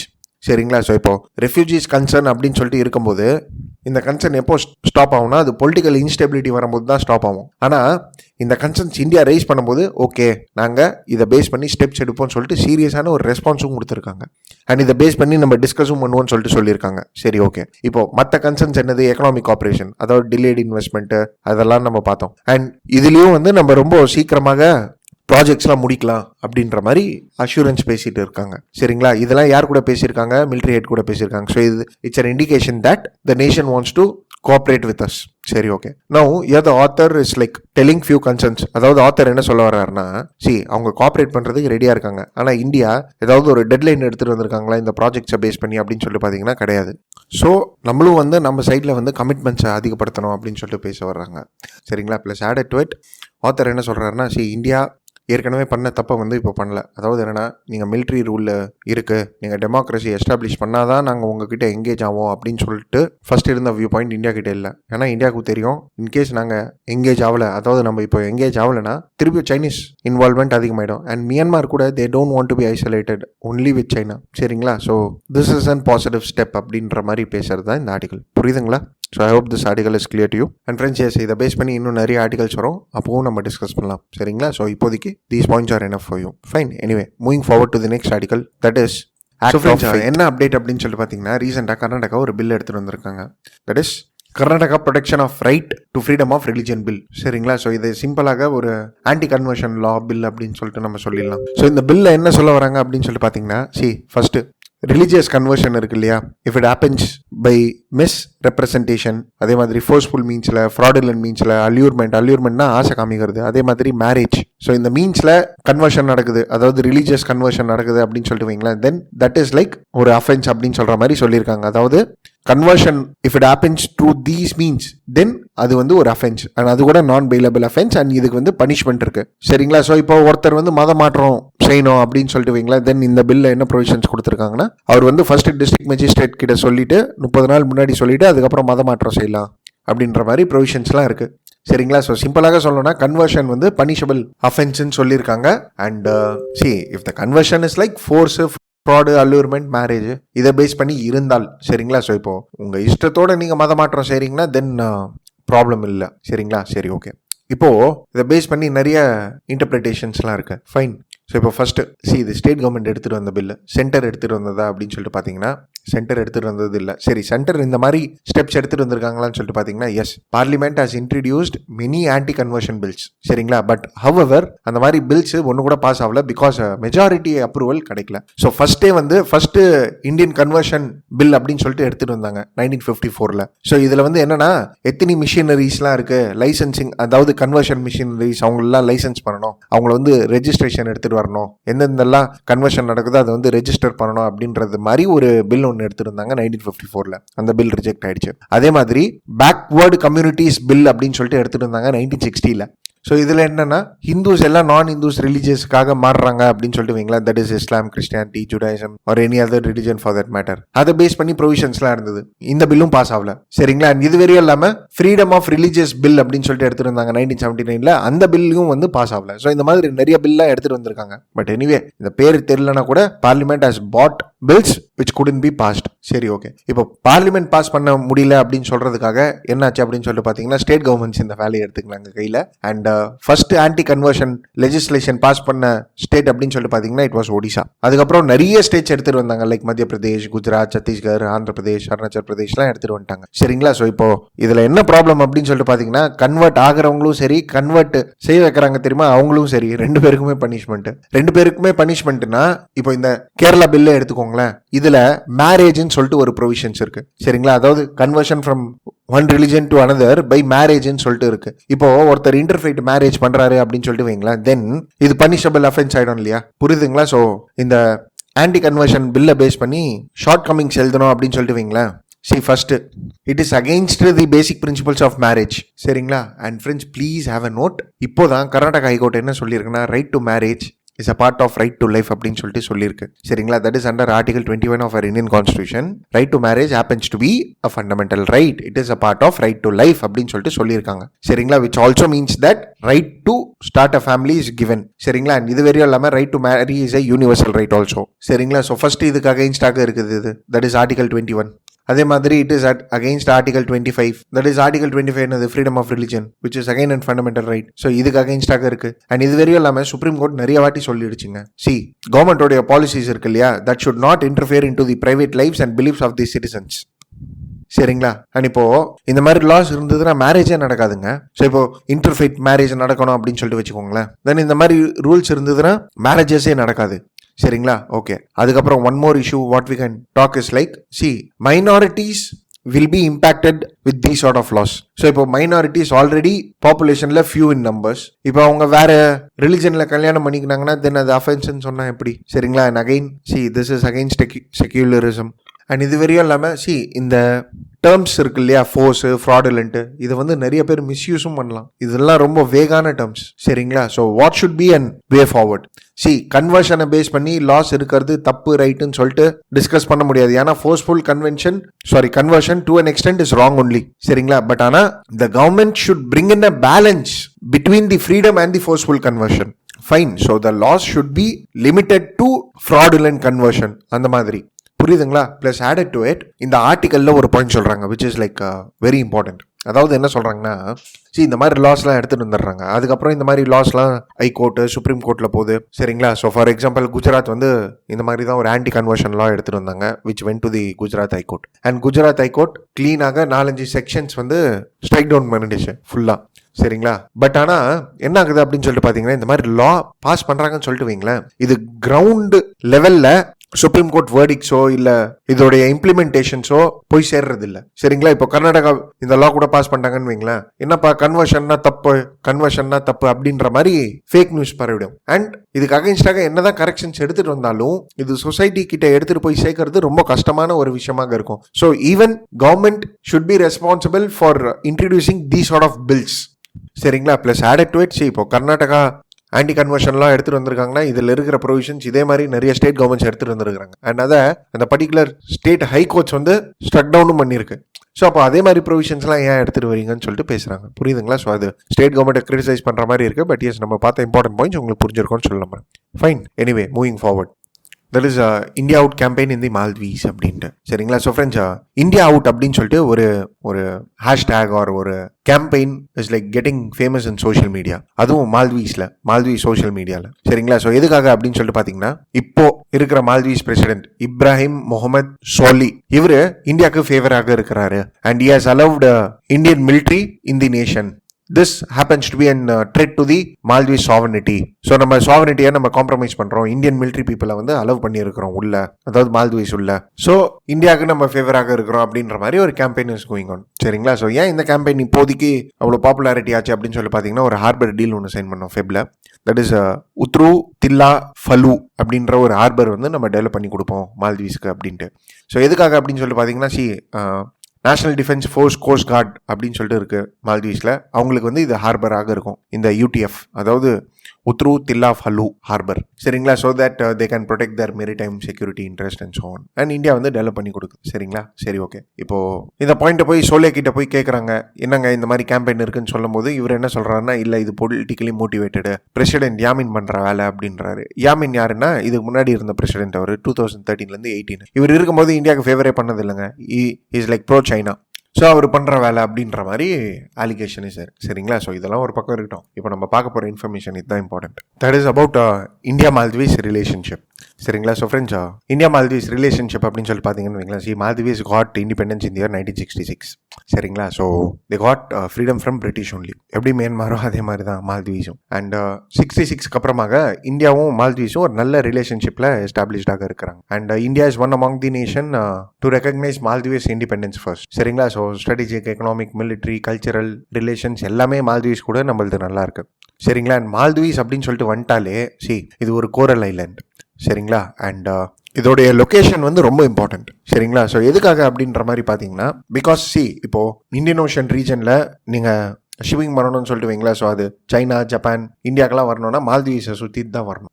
And Chinese dominance is there in the Indian ocean. அவங்களுடைய நேவல் ஷிப்ஸ்லாம் நிறைய இருக்குது. ஸோ இதை கவுண்டர் பண்ணுறதுக்காக மால்தீவ்ஸ் நம்மளுக்கும் அவசியம். அண்ட் இது வரைக்கும் இல்லாமல் இப்போ கல்ஃப் ஆஃப் ஏடன்லாம் இருக்குன்னா அங்கே வந்து பைரசிலாம் நடக்குது. ஸோ அதுக்காக ஆன்டி பைரசி மெஷர்ஸ்லாம் எடுத்துகிட்டு வர்றதுக்காக Maldives is like really important to as.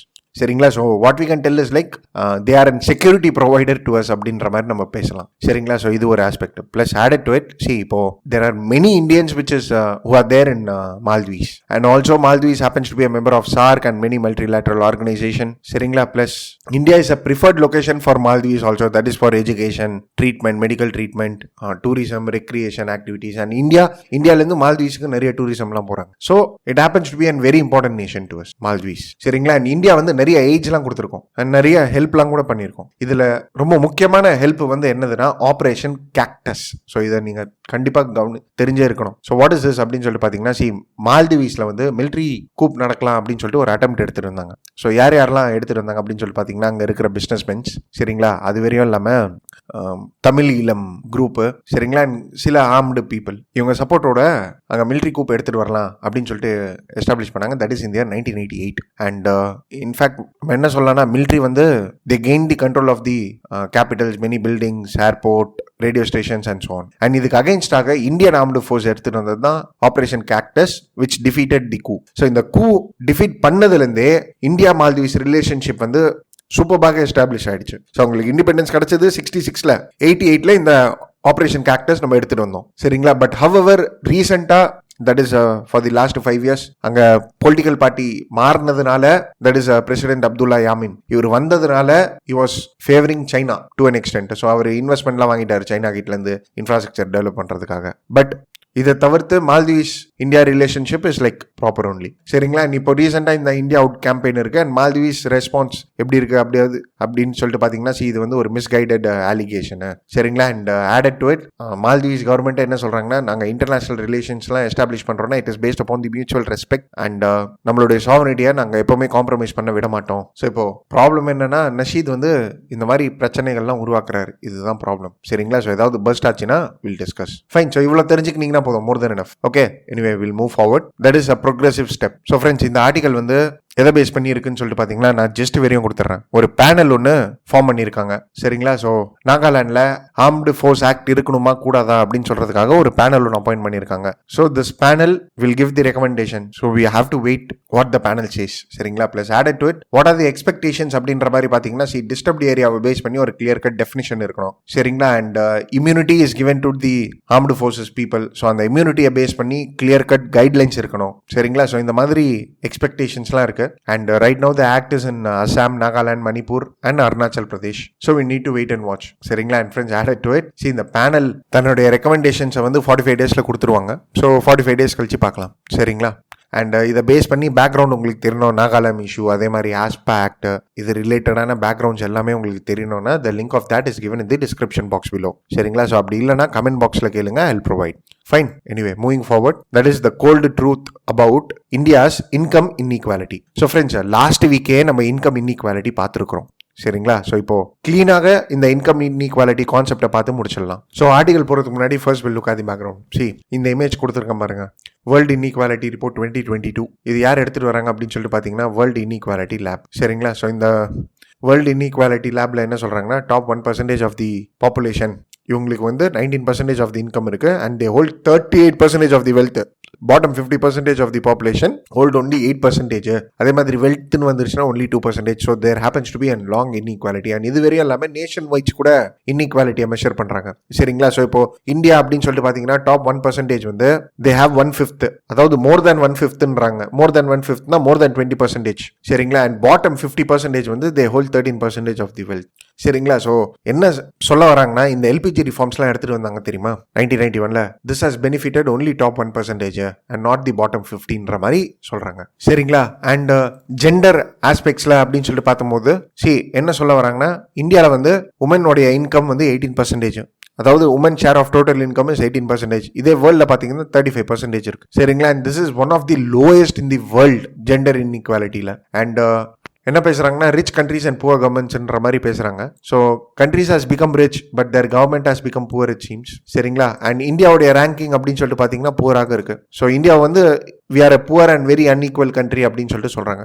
even though you can claim இது வேர்ல்டு இன்இக்வாலிட்டி லேப், இது என்ன யுனைடெட் நேஷன் ஆர்கனைசேஷனா, இது ஒரு லெபார்டரி அப்படின்ற மாதிரி. But they have an very good database with respect to global inequality சரிங்களா. இது வரையும் இல்லாமல் கோவிட் கிரைசிஸ் வந்து இன்னும் பயங்கரமாக இம்பாக்ட் பண்ணியிருக்குன்றாங்க. அண்ட் இந்தியாவுக்கு வந்து ஒரு ரெக்கமெண்டேஷன் கொடுத்துருக்காங்க. அதாவது என்னன்னா இந்தியாவில் வந்து பிரைவேட் வெல்த் ரொம்ப அதிகமாக இருக்கு சரிங்களா. ஸோ இந்த பிரைவேட் வெல்த் இருக்கு தெரியுமா, இது மேலே நீங்க ப்ரோக்ரெசிவ் டாக்ஸேஷன்ஸ் எடுத்துடுவாங்க. அதாவது rich should be taxed more. So இதனால என்ன ஆகும்னா ரீடிஸ்ட்ரிபியூஷன் ஆஃப் வெல்த் நடக்கும் அப்படின்ற மாதிரி சொல்லியிருக்காங்க. புரியுதுங்களா, கிளாரிட்டி கிடைக்குதுங்களா? சரி, okay, right. Anyway no coming back to the article, that is the cold truth about India's income inequality.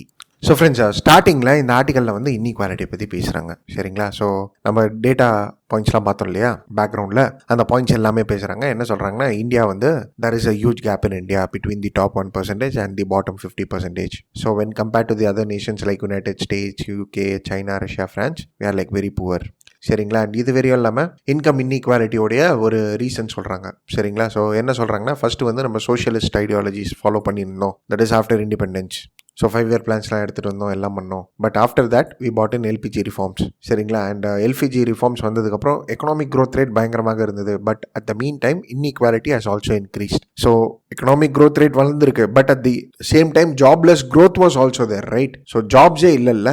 So அதனால் ஒன் கேன் சி இன்இக்வாலிட்டி சரிங்களா. அண்ட் நிறைய பேர் என்ன செய்வாங்கன்னா they support trickle down effect, even Indian government for that matter. அதாவது இப்போவும் நீங்கள் பார்த்தீங்கன்னா ப்ரைவேட் கம்பெனிஸாக இருக்கட்டும், பிக் பிஸ்னஸஸாக இருக்கட்டும், இவங்களுக்கு வந்து ப்ரிஃபரன்ஸ் கொடுக்கறது. ஸோ இது வந்து ட்ரிக்கிள் டவுன் எஃபெக்ட் உடைய ஜஸ்டிஃபிகேஷன் எடுத்து அவங்க சொல்லுவாங்க. ஸோ ட்ரிக்கிள் டவுன் எஃபெக்ட்னா என்னன்னா, அதாவது இப்போ ஒரு பிக் கம்பெனிஸ் இருக்குது, ப்ரைவேட் கம்பெனிஸ் இருக்குன்னு சொல்லிட்டு வைங்களேன், அவங்களுடைய டேக்ஸ் ரேட்டை வந்து குறைச்சிடுவாங்க. ஸோ இப்போ அவங்க டேக்ஸ் ரேட்டு குறைச்சாங்கன்னா என்ன ஆகும், தே வில் இன்வெஸ்ட் மோர் சரிங்களா. அதே மாதிரி நிறைய ஜாப் எம்ப்ளாய்மெண்ட் ஆப்பர்ச்சுனிட்டிஸ்லாம் ப்ரொவைட் பண்ணுவாங்க. ஸோ எக்கானமி இன்னும் பூம் ஆகும் சரிங்களா. So this will benefit the economy plus at the meantime this will benefit the employers also சரிங்களா. பட் அக்கார்டிங் டு ஆத்தர் இவங்க என்ன சொல்றாங்கன்னா, நீங்கள் இன்இக்வாலிட்டியை ஒழிக்கணும் அப்படின்னு சொல்லிட்டு வைங்களேன், then you need to concentrate upon social inequality and political inequality அப்படின்றாங்க சரிங்களா. ஸோ ஆத்தர் இங்கே என்ன சொல்ல வராங்கன்னா இன்கம் இன்இக்வாலிட்டியை ஒழிக்கணும். இதுக்காக நீங்கள் என்ன செய்வீங்க, ஸ்கீம்ஸ் எடுத்துடுவாங்கன்னுவீங்க யூனிவர்சல் பேசிக் இன்கம்னு சொல்லுவீங்க, சப்சிடிஸ் எடுத்துகிட்டு வருவீங்க, நியூட்ரிஷன் ஸ்டேட்டஸ் அதிகப்படுத்துவீங்க, எம்ப்ளாய்மெண்ட் ஆப்பர்ச்சுனிட்டிஸ் ப்ரொவைட் பண்ணுவீங்க. ஸோ இதனாலலாம் இன்கம் இன்இக்வாலிட்டி ஒரு பாவர்ட்டி ரேட்ஸும் கம்மி ஆகிடுதுன்னு சொல்லிட்டு வச்சுக்கோங்களேன்.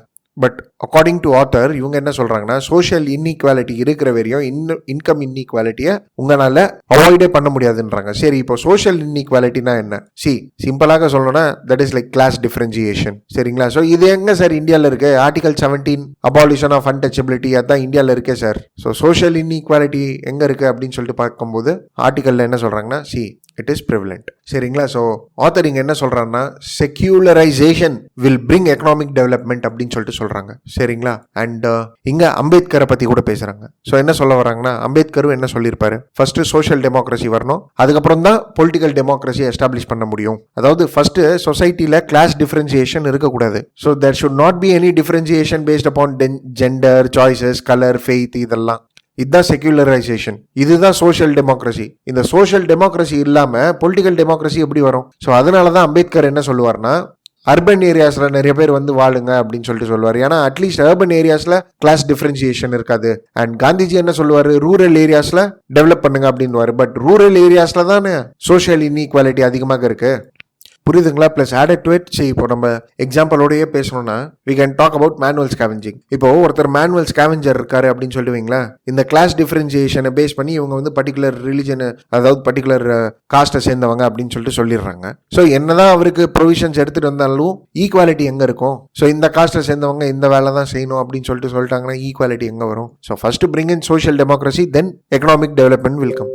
புரியுதுங்களா? ஸோ இது ஒரு ஆஸ்பெக்ட் பேசுகிறாங்க. So the same is reflected in the inequality index also. ஏன்னா ஜெண்டர் கான்ட்ரிபியூஷனே நீங்கள் பார்த்தீங்கன்னா 18% தான். This itself is an indication of social inequality or non-prevalent of social democracy. புரியுதுங்களா? அதே மாதிரி பொலிட்டிக்கல் இன்இக்வாலிட்டி பற்றி பேசுகிறார் ஆத்தர். ஸோ பொலிட்டிக்கல் இன்இக்வாலிட்டினா இதை நம்ம எப்படி பேசலாம்னா, உண்மையாலே மனசாட்சி கையை தொட்டு சொல்லுங்க, இன்னைக்கு ஒரு பொலிட்டிக்கல் பார்ட்டியில் போய் சேர்ந்து எலெக்ஷனில் கண்டெஸ்ட் பண்ணோன்னா எவ்வளோ காசு செலவாகும்? சரி, தனித்து நிற்கணும்னா கூட எவ்வளோ காசு செலவாகும்? புவர் எலெக்ஷனில் நிற்க முடியுமா? ஸோ அப்போ பொலிட்டிக்கல் இன்இக்வாலிட்டி எங்கே இருக்கு? சரி, ஓகே. எலெக்ஷன் எக்ஸ்பென்சஸ் எவ்வளோ? சரி, ஓகே, இதெல்லாம் விடுங்க. நீங்கள் பேசலாம் பொலிட்டிக்கல் ஈக்குவாலிட்டிக்காக தானே கவர்மெண்ட் ரிசர்வேஷன் எடுத்துகிட்டு வராங்க அப்படின்னு சொல்லிட்டு. சரி, ரிசர்வேஷன் எடுத்துகிட்டு வராங்க, ரிசர்வ்டு சீட்ஸ் இல்லாத இடத்துல யார் நிற்கிறா? அப்போ ரிசர்வேஷன் இருந்தால் தான் ஈக்குவாலிட்டி வருமா? ரிசர்வேஷன் இல்லைன்னா மற்ற இடத்துல ஈக்குவாலிட்டி வரக்கூடாதா? அகைன் நீங்க டேலண்ட்டுக்கு இம்பார்ட்டன்ஸ் கொடுங்க, அதெல்லாம் okay. But here is a concept of equality. So இங்க ஆத்தர் இன்டைரக்டா என்ன மீன் பண்ண வராங்கன்னா, இந்த social inequality, political inequality, income inequality, இது மூணுமே வந்து கோரிலேட்டட் அப்படின்றாங்க. மூணுமே வந்து interlinked. So until or unless we address all the three, equality என்ற கான்செப்ட் எஸ்டாப்ளிஷ் பண்றது கஷ்டம் அப்படின்னு சொல்லிட்டு டைமென்ஷன் கொடுக்கறது தான் இந்த ஆர்டிகல். புரியுதுங்களா? ஸோ மற்ற points, how to reduce inequality gap, மற்ற பாயிண்ட்ஸ்லாம் நம்ம எழுதிடலாம். Progressive taxation, universal basic income அப்படின்ட்டுலாம் எழுதிடலாம். பட் இந்த angle is like very unique and you can use it to your advantage. புரியுதுங்களா? Anyway, moving forward to the next article. That is the gaps in the plan to tackle plastic waste. சரிங்களா? So plastic வேஸ்ட்டை base பண்ணி வந்திருக்கிற article. Extended producer responsibility base பண்ணி ஒரு draft regulation launch பண்ணியிருக்காங்க. So அதை base பண்ணி வந்திருக்கிற article. And what will do is like will first see the background fully, that is with respect to plastic waste, and then we'll discuss this article. சரிங்களா? So friends, plastic வேஸ்ட்னா என்னங்க? Plastic waste or something which is non biodegradable. சரி, okay. So இந்த plastic வேஸ்ட்டை வந்து எப்படி classify பண்ணலாம் அப்படின்ற மாதிரி பார்த்தீங்கன்னா, மேஜராக நம்ம 2 டைப்ஸாக கிளாஸிஃபை பண்ணலாம். One is like micro plastic and the other one is like single use plastic. சரிங்களா? ஸோ நிறைய டைப்ஸ் இருக்கு. இது நான் biodegradable plastics which is like detrimental for the environment. சரிங்களா? ஸோ இப்போ மைக்ரோ பிளாஸ்டிக்ஸ்னா என்ன அப்படின்னு சொல்லிட்டு பார்த்தீங்கன்னா, it is less than 5 millimeter or any plastic particle which is less than 5 millimeter. இது வந்து மைக்ரோ பிளாஸ்டிக். இப்போ சிங்கிள் யூஸ் பிளாஸ்டிக்னா என்னன்னா, it is a material which can be used only once. அதுக்கப்புறம் you will throw it. இதுக்கு example வந்து plastic bag, water bottle, soda bottle, cups, food packaging item. So இது எல்லாமே வந்து single use plastic. So India வந்து single use plastic வந்து 2022 போல eliminate பண்ணிடுவோம்னு சொல்லிட்டு சொல்லியிருக்கோம் நம்ம. சரிங்களா? ஸோ சிங்கிள் யூஸ் பிளாஸ்டிக்கும் நான் பயோடிகிரேடபிள் தான். சரிங்களா? சரி, ஓகே. இப்போ சார் மைக்ரோ பீட்ஸ்ன்றோம், பிளாஸ்டிக் பெல்லட்ஸ்ன்றோம், மைக்ரோ ஃபைபர்ஸ்ன்றோம், இதெல்லாம் என்ன சார்னா, இது எல்லாமே வந்து டைப்ஸ் ஆஃப் மைக்ரோ பிளாஸ்டிக் தான். சரிங்களா? சார் இப்போ க்ளோதிங் பேஸ்டு மைக்ரோ ஃபைபர்ஸாக இருக்குன்னு சொல்லிட்டு வைங்களேன், clothing based plastic material which is நான் பயோடிகிரேடபிள்னு சொல்லிட்டு வைங்களேன், அது வந்து மைக்ரோ ஃபைபர்னுவோம். காஸ்மெட்டிக்ஸில் யூஸ் பண்ணுறது மைக்ரோ பீட்ஸ். ஸோ இந்த மாதிரி நிறைய டைப்ஸ் இருக்கு. பட் எல்லாமே வந்து சிந்தட்டிக் பாலிமர். சரிங்களா? So I would have given you the names here: polyethylene, polypropylene, polyethylene terephthalate, அதே மாதிரி பாலிமித்தைல் மெத்தரக்ரைலேட், ஸோ நைலான், இது எல்லாமே வந்து எக்ஸாம்பிள்ஸ். சரிங்களா? ஸோ இப்போ இதோடைய plastic which is like less than 5 mm அப்படின்னா அது வந்து மைக்ரோ பிளாஸ்டிக். சரிங்களா? சரி, ஓகே. இப்போ பிளாஸ்டிக்காக இந்தியன் கவர்மெண்ட் என்ன ஆக்ட் எடுத்துட்டு வந்திருக்காங்க அப்படின்னு சொல்லிட்டு பார்த்தீங்கன்னா, it is plastic waste management rules. சரிங்களா? So plastic waste management and handling ரூல்ஸ்ன்னு சொல்லிட்டு எடுத்துட்டு வந்தாங்க. ஃபர்ஸ்ட் எடுத்துட்டு வந்தது எப்போ அப்படின்னு சொல்லிட்டு பார்த்தீங்கன்னா 2011. So 2011 ministry of environment and forest put this rules. சரிங்களா? அண்ட் இந்த ரூல்ஸை வந்து அமெண்ட் பண்ணிக்கினே இருந்தாங்க. ஃபார் எக்ஸாம்பிள் இப்போ 2016 என்ன செஞ்சாங்கன்னா, லோக்கல் பாடி இருக்குன்னு சொல்லிட்டு வைங்களேன். ஸோ லோக்கல் பாடினா கிராம பஞ்சாயத்து, இவங்களுக்கு வந்து ரெஸ்பான்சிபிலிட்டிஸ் எடுத்துட்டு இருந்தாங்க.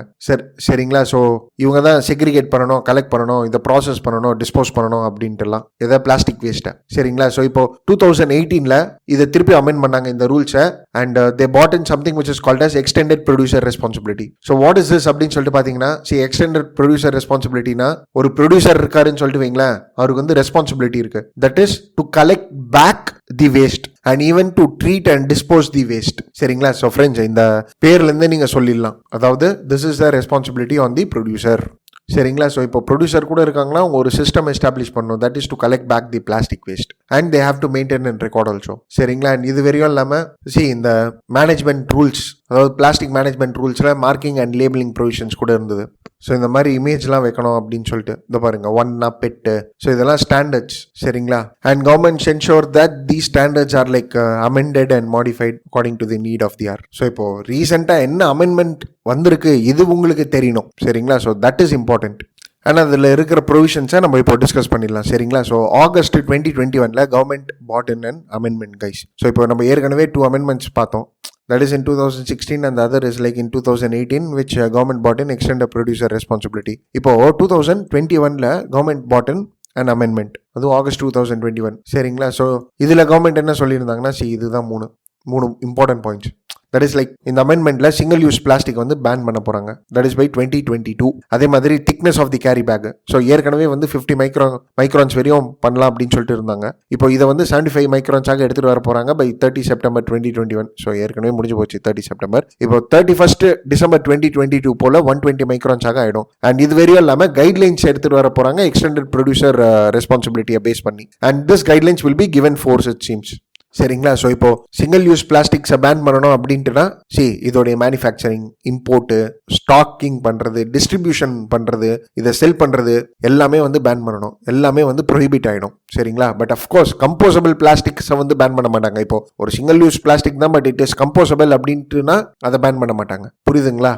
ஸோ இந்த ஆஸ்பெக்ட்ஸை வந்து யார் இம்ப்ளிமெண்ட் பண்ண போறா அப்படின்னு சொல்லிட்டு பார்த்தீங்கன்னா, central pollution control board along with the state pollution bodies will monitor the ban. சரிங்களா? ஸோ இது ஒரு ஆஸ்பெக்ட். சரி, ஓகே. இப்போ ரீசெண்டாக என்ன நடந்திருக்கு, அதாவது பிஃபோர் அ வீக் அப்படின்னு சொல்லிட்டு பார்த்தீங்கன்னா, government has bought in notification that is with respect to extender producer responsibility. சரிங்களா? ஸோ இது ஏற்கனவே வில் பி கிவன் லீகல் ஃபோர்ஸ்னு சொல்லியிருந்தாங்க இல்லையா, இதை பேஸ் பண்ணி நோட்டிஃபிகேஷன் எடுத்துட்டு வந்திருக்காங்க. And it is said that இது வந்து ஒரு டிராஃப்ட் நோட்டிஃபிகேஷன் அப்படின்னு சொல்லிட்டு. சரிங்களா? பட் ஹவெவர் கேபினெட் நாடு கிடைச்ச உடனே this will become an act. இப்போ இந்த ஆர்டிகல் இருக்கு பாருங்க, இதை பேஸ் பண்ணி தான் இருக்கு. சரி, ஓகே. இப்போ இந்த எக்ஸ்டெண்டட் ப்ரொடியூசர் ரெஸ்பான்சிபிலிட்டியில என்னதான் சொல்லியிருக்காங்க அப்படின்னு சொல்லிட்டு ஒரு வாட்டி பார்த்துடலாமே. இந்த டிராஃப்ட் ரூல் என்ன சொல்லியிருக்காங்கன்னா, ப்ரொடியூசர் இருக்காங்க இல்லையா, அவங்க என்னென்ன பிளாஸ்டிக் பேக்கேஜிங்லாம் பண்ணியிருக்காங்களோ அது எல்லாத்தையும் அவங்க collect பண்ணிடணுமா by 2024. And they have to ensure that it is recycled. அதாவது ஒரு minimum percentage should be recycled at least. சரிங்களா? இது வரையும் இல்லாமல் பிளாஸ்டிக் பேக்கேஜிங் இருக்கு பாருங்க, இதை வந்து கேட்டகரைஸ் பண்ணியிருக்காங்க. Rigid plastic, flexible plastic and multilayer plastics அப்படின்ட்டு. ஸோ ரிஜிட் பிளாஸ்டிக்ஸ்னா வந்து ஃபிளெக்சிபிளி ரீசைக்கிள்ட் ஆயிடும். ஃபிளெக்சிபிள் பிளாஸ்டிக்ஸ்னா வந்து இப்போ கேரி பேக்ஸ் இதெல்லாம் இருக்கு பாருங்க, இதெல்லாம் ஃபிளெக்சிபிள் பிளாஸ்டிக். மல்டிலேயர்டு பிளாஸ்டிக்னா it is difficult to recycle and it has many layer of plastics in it. சரிங்களா? ஸோ இப்போ இந்த மாதிரி கேட்டகரிஸ் எடுத்துட்டு வந்துட்டு என்ன சொல்றாங்கன்னா, ப்ரொடியூசர் இருக்காங்களா, producer they have to declare to the government that how many plastic they are producing annually அப்படின்ட்டு. அண்ட் இது வரையும் இல்லாமல் டார்கெட்ஸ் வச்சிருக்காங்க.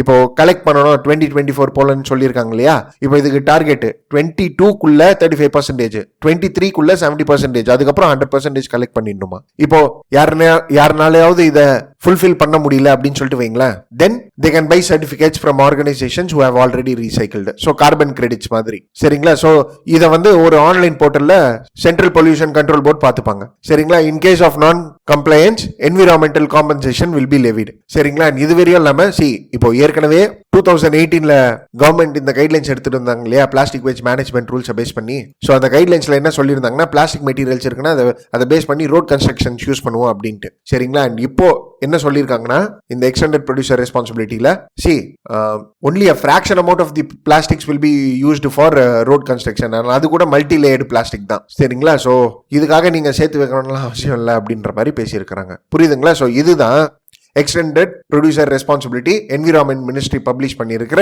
Draft regulation. சரிங்களா. And friends, please have a note, இந்த ஃபிளெக்சிபிள் பிளாஸ்டிக் பேக்கேஜிங்லாம் இருக்குல்ல, it is very expensive to recycle also. So இதை ரீசைக்கிள் பண்ணுறதுக்கு அப்படியே டிஸ்போஸே பண்ணிடலாம். ஏன்னா plastic sheet, carry bag, sachet, pouches இதோடைய விலையே 20 காசு 10 காசு தான். இதை ரீசைக்கிள் பண்ணோன்னா அதை விட காஸ்ட் அதிகமாக இருக்கும். Fine. And friends, please have a note on the microns level. சரிங்களா. So 120 microns by December 2021. Sorry, 120 microns December 2022. இது கீழே இருக்கிற single use plastic should not be produced or should not be utilized. சரிங்களா. சரி, okay. இப்போ we'll move on to the article, that is the gaps in the plan to tackle plastic waste. So இந்த ஆர்டிகல்லையும் இதே points தான் பேசுறாங்க. என்ன சொல்ல வராங்கன்னா, EPR கைட்லைன்ஸ் கொடுத்துருக்காங்க. சரிங்களா. அண்ட் இந்த EPR கைட்லைன்ஸில் நீங்கள் பார்த்தீங்கன்னா, ஒரு ப்ரொடியூசர் இருக்காருன்னு சொல்லுவீங்களா, இதுக்கு முன்னாடி அவர் ஒரு பிஸ்னஸ் பண்ணோன்னா ப்ரொடக்ஷன் காஸ்ட்டு, பேக்கிங் காஸ்ட்டு, அதுக்கப்புறம் டிஸ்ட்ரிபியூஷன் காஸ்ட்டு, இதுதான் அவர் பார்த்துன்னு இருக்கணும். ஆனால் இப்போ he has to take into the consideration collection cost. அதாவது கலெக்ஷன்னா வந்து கமிஷன் கலெக்ஷன் கிடையாது, ரிட்டர்ன் வாங்குற கலெக்ஷன் காஸ்ட்டு, அதுக்கப்புறம் அதை ரீசைக்ளிங் காஸ்ட்டு, இதெல்லாம் கூட அவர் கன்சிடர் பண்ணணும். சரிங்களா. ஸோ இதுக்கு முன்னாடி இந்தியன் மார்க்கெட்டில் ப்ரொடியூசர் ஒருத்தர் இருந்தாருன்னா, அவர் வந்து இந்த கலெக்ஷன் அண்ட் இந்த ரீசைக்ளிங் காஸ்ட் அப்படின்னு சொல்லிட்டு இருக்குன்னு வைங்களேன், இது வந்து அவர் மேலே இல்லாமல் இருந்தது. ஏன் அப்படின்னு சொல்லிட்டு பார்த்தீங்கன்னா, it is because of waste pickers. So waste பிக்கர்ஸ்னா வந்து அவங்க போய் கலெக்ட் பண்ணுவாங்க, இந்த பிளாஸ்டிக்ஸை கலெக்ட் பண்ணி அவங்க இதை பேஸ் பண்ணி வாழ்ந்துன்னு இருந்தாங்க.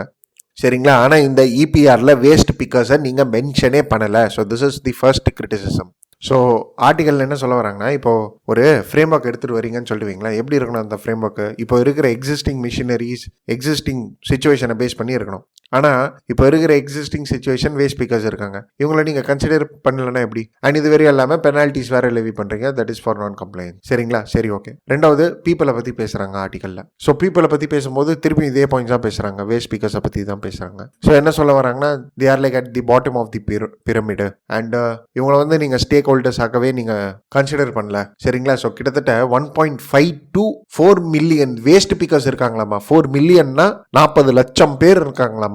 And they are working without social security, health insurance and minimum wages. இது எதுவுமே இல்லாமல் அவங்க வேலை செய்கிறாங்க. ஸோ அட்லீஸ்ட் அவங்க இன்ஃபார்மல் செக்டரில் இருக்காங்கன்னா அவங்கள ஒரு ஃபார்மலைசேஷன் ஆஸ்பெக்ட்ஸில் நீங்கள் எடுத்துகிட்டு வந்திருக்கலாம்ல இதில். அண்ட் அவங்களுடைய இன்கம்மை பற்றி நீங்கள் யோசிச்சு பார்த்தீங்களான்னு சொல்லிட்டு பேசுகிறாங்க. சரி, ஓகே. நீங்கள் என்ன சொல்கிறீங்க? இன்கேஸ் ஒரு கம்பெனி EPR அச்சீவ் பண்ணல அப்படின்னு சொல்லிட்டு வைங்களா, தே கேன் பை கிரெடிட் அப்படின்ட்டு. ஸோ இந்த விஷயத்தை வந்து வேஸ்ட் பிக்கர்ஸ் கிட்ட விட்டுருக்கலாம்ல. ஸோ இந்த ஆங்கிளில் பேசுகிறாங்க ஆர்டிகல். புரியுதுங்களா. That is with respect to people. சரிங்களா. நெக்ஸ்ட் வந்து பிளாஸ்டிக்ஸை பற்றி பேசுகிறாங்க. ஸோ என்ன சொல்ல வராங்கன்னா, இந்த கைட்லைன்ஸ் இருக்கு இல்லையா, it is limited to plastic packaging only. ஆனால் மற்ற பேக்கேஜிங் ஐட்டம்ஸ், மற்ற பிளாஸ்டிக்ஸ் கூட இருக்கு. For example sanitary bats, chappals, polyester, இதெல்லாம் நீங்கள் கன்சிடர் பண்ணலையே. இப்போ சானிட்டரி பேட்ச்னா காட்டன்லையும் வருது, பட் ஓகே, ஆத்தர் இங்கே பிளாஸ்டிக் பேட்சை பற்றி பேசுகிறாங்க. ஸோ இதை ஏன் நீங்கள் கன்சிடர் பண்ணல? இதெல்லாம் EPR ஸ்கோப்பில் வரலன்றாங்க. சரி, okay. Plus added to it என்ன சொல்ல வராங்கன்னா, இப்போ பிளாஸ்டிக் ரீசைக்கிள் பண்ணணும்னு சொல்லிட்டு வைங்களேன், நீங்கள் 3 கேட்டகரிஸாக பிரிச்சிட்டீங்க பிளாஸ்டிக்ஸை. இதை பேஸ் பண்ணி நிறைய ப்ராப்ளம்ஸ் இருக்கு. That is like cost of recycling. ஏன்னா இப்போ செக்ரிகேஷன் ஒழுங்காக நடக்கிறது இல்லை பிளாஸ்டிக்ஸில். ஸோ இப்போ வெட் பிட், ட்ரை பிட்லாம் இருக்கு, நம்ம அதை செக்ரிகேட் பண்ணுறது இல்லை, ஆர்கானிக் வேஸ்ட்டோட கலந்துடுது. ஸோ இப்போ நம்ம சாப்பாடு தூக்கி போடுறோம்னா கூட பிளாஸ்டிக்கோட தான் தூக்கி போடுறோம். ஸோ அப்போது அதை பிரிக்கணும். It is like costly process. So basic இன்ஃப்ராஸ்ட்ரக்சரே ஒழுங்காக இல்லாமல் ரீசைக்ளிங் பண்ணுறது வந்து ரொம்ப கஷ்டமான ஒரு விஷயம். So it is technologically challenging also. So இது பேசுகிறாங்க. தேர்ட் ஒன் வந்து ப்ராசஸிங் பற்றி பேசுகிறாங்க. See I am just telling you the gist. என்ன சொல்ல வராங்கன்னா, சி ப்ராசஸிங் சொல்கிறீங்க, waste to energy, co processing, incineration. So இன்சினரேஷன்னா வந்து எரிய வைக்கிறது.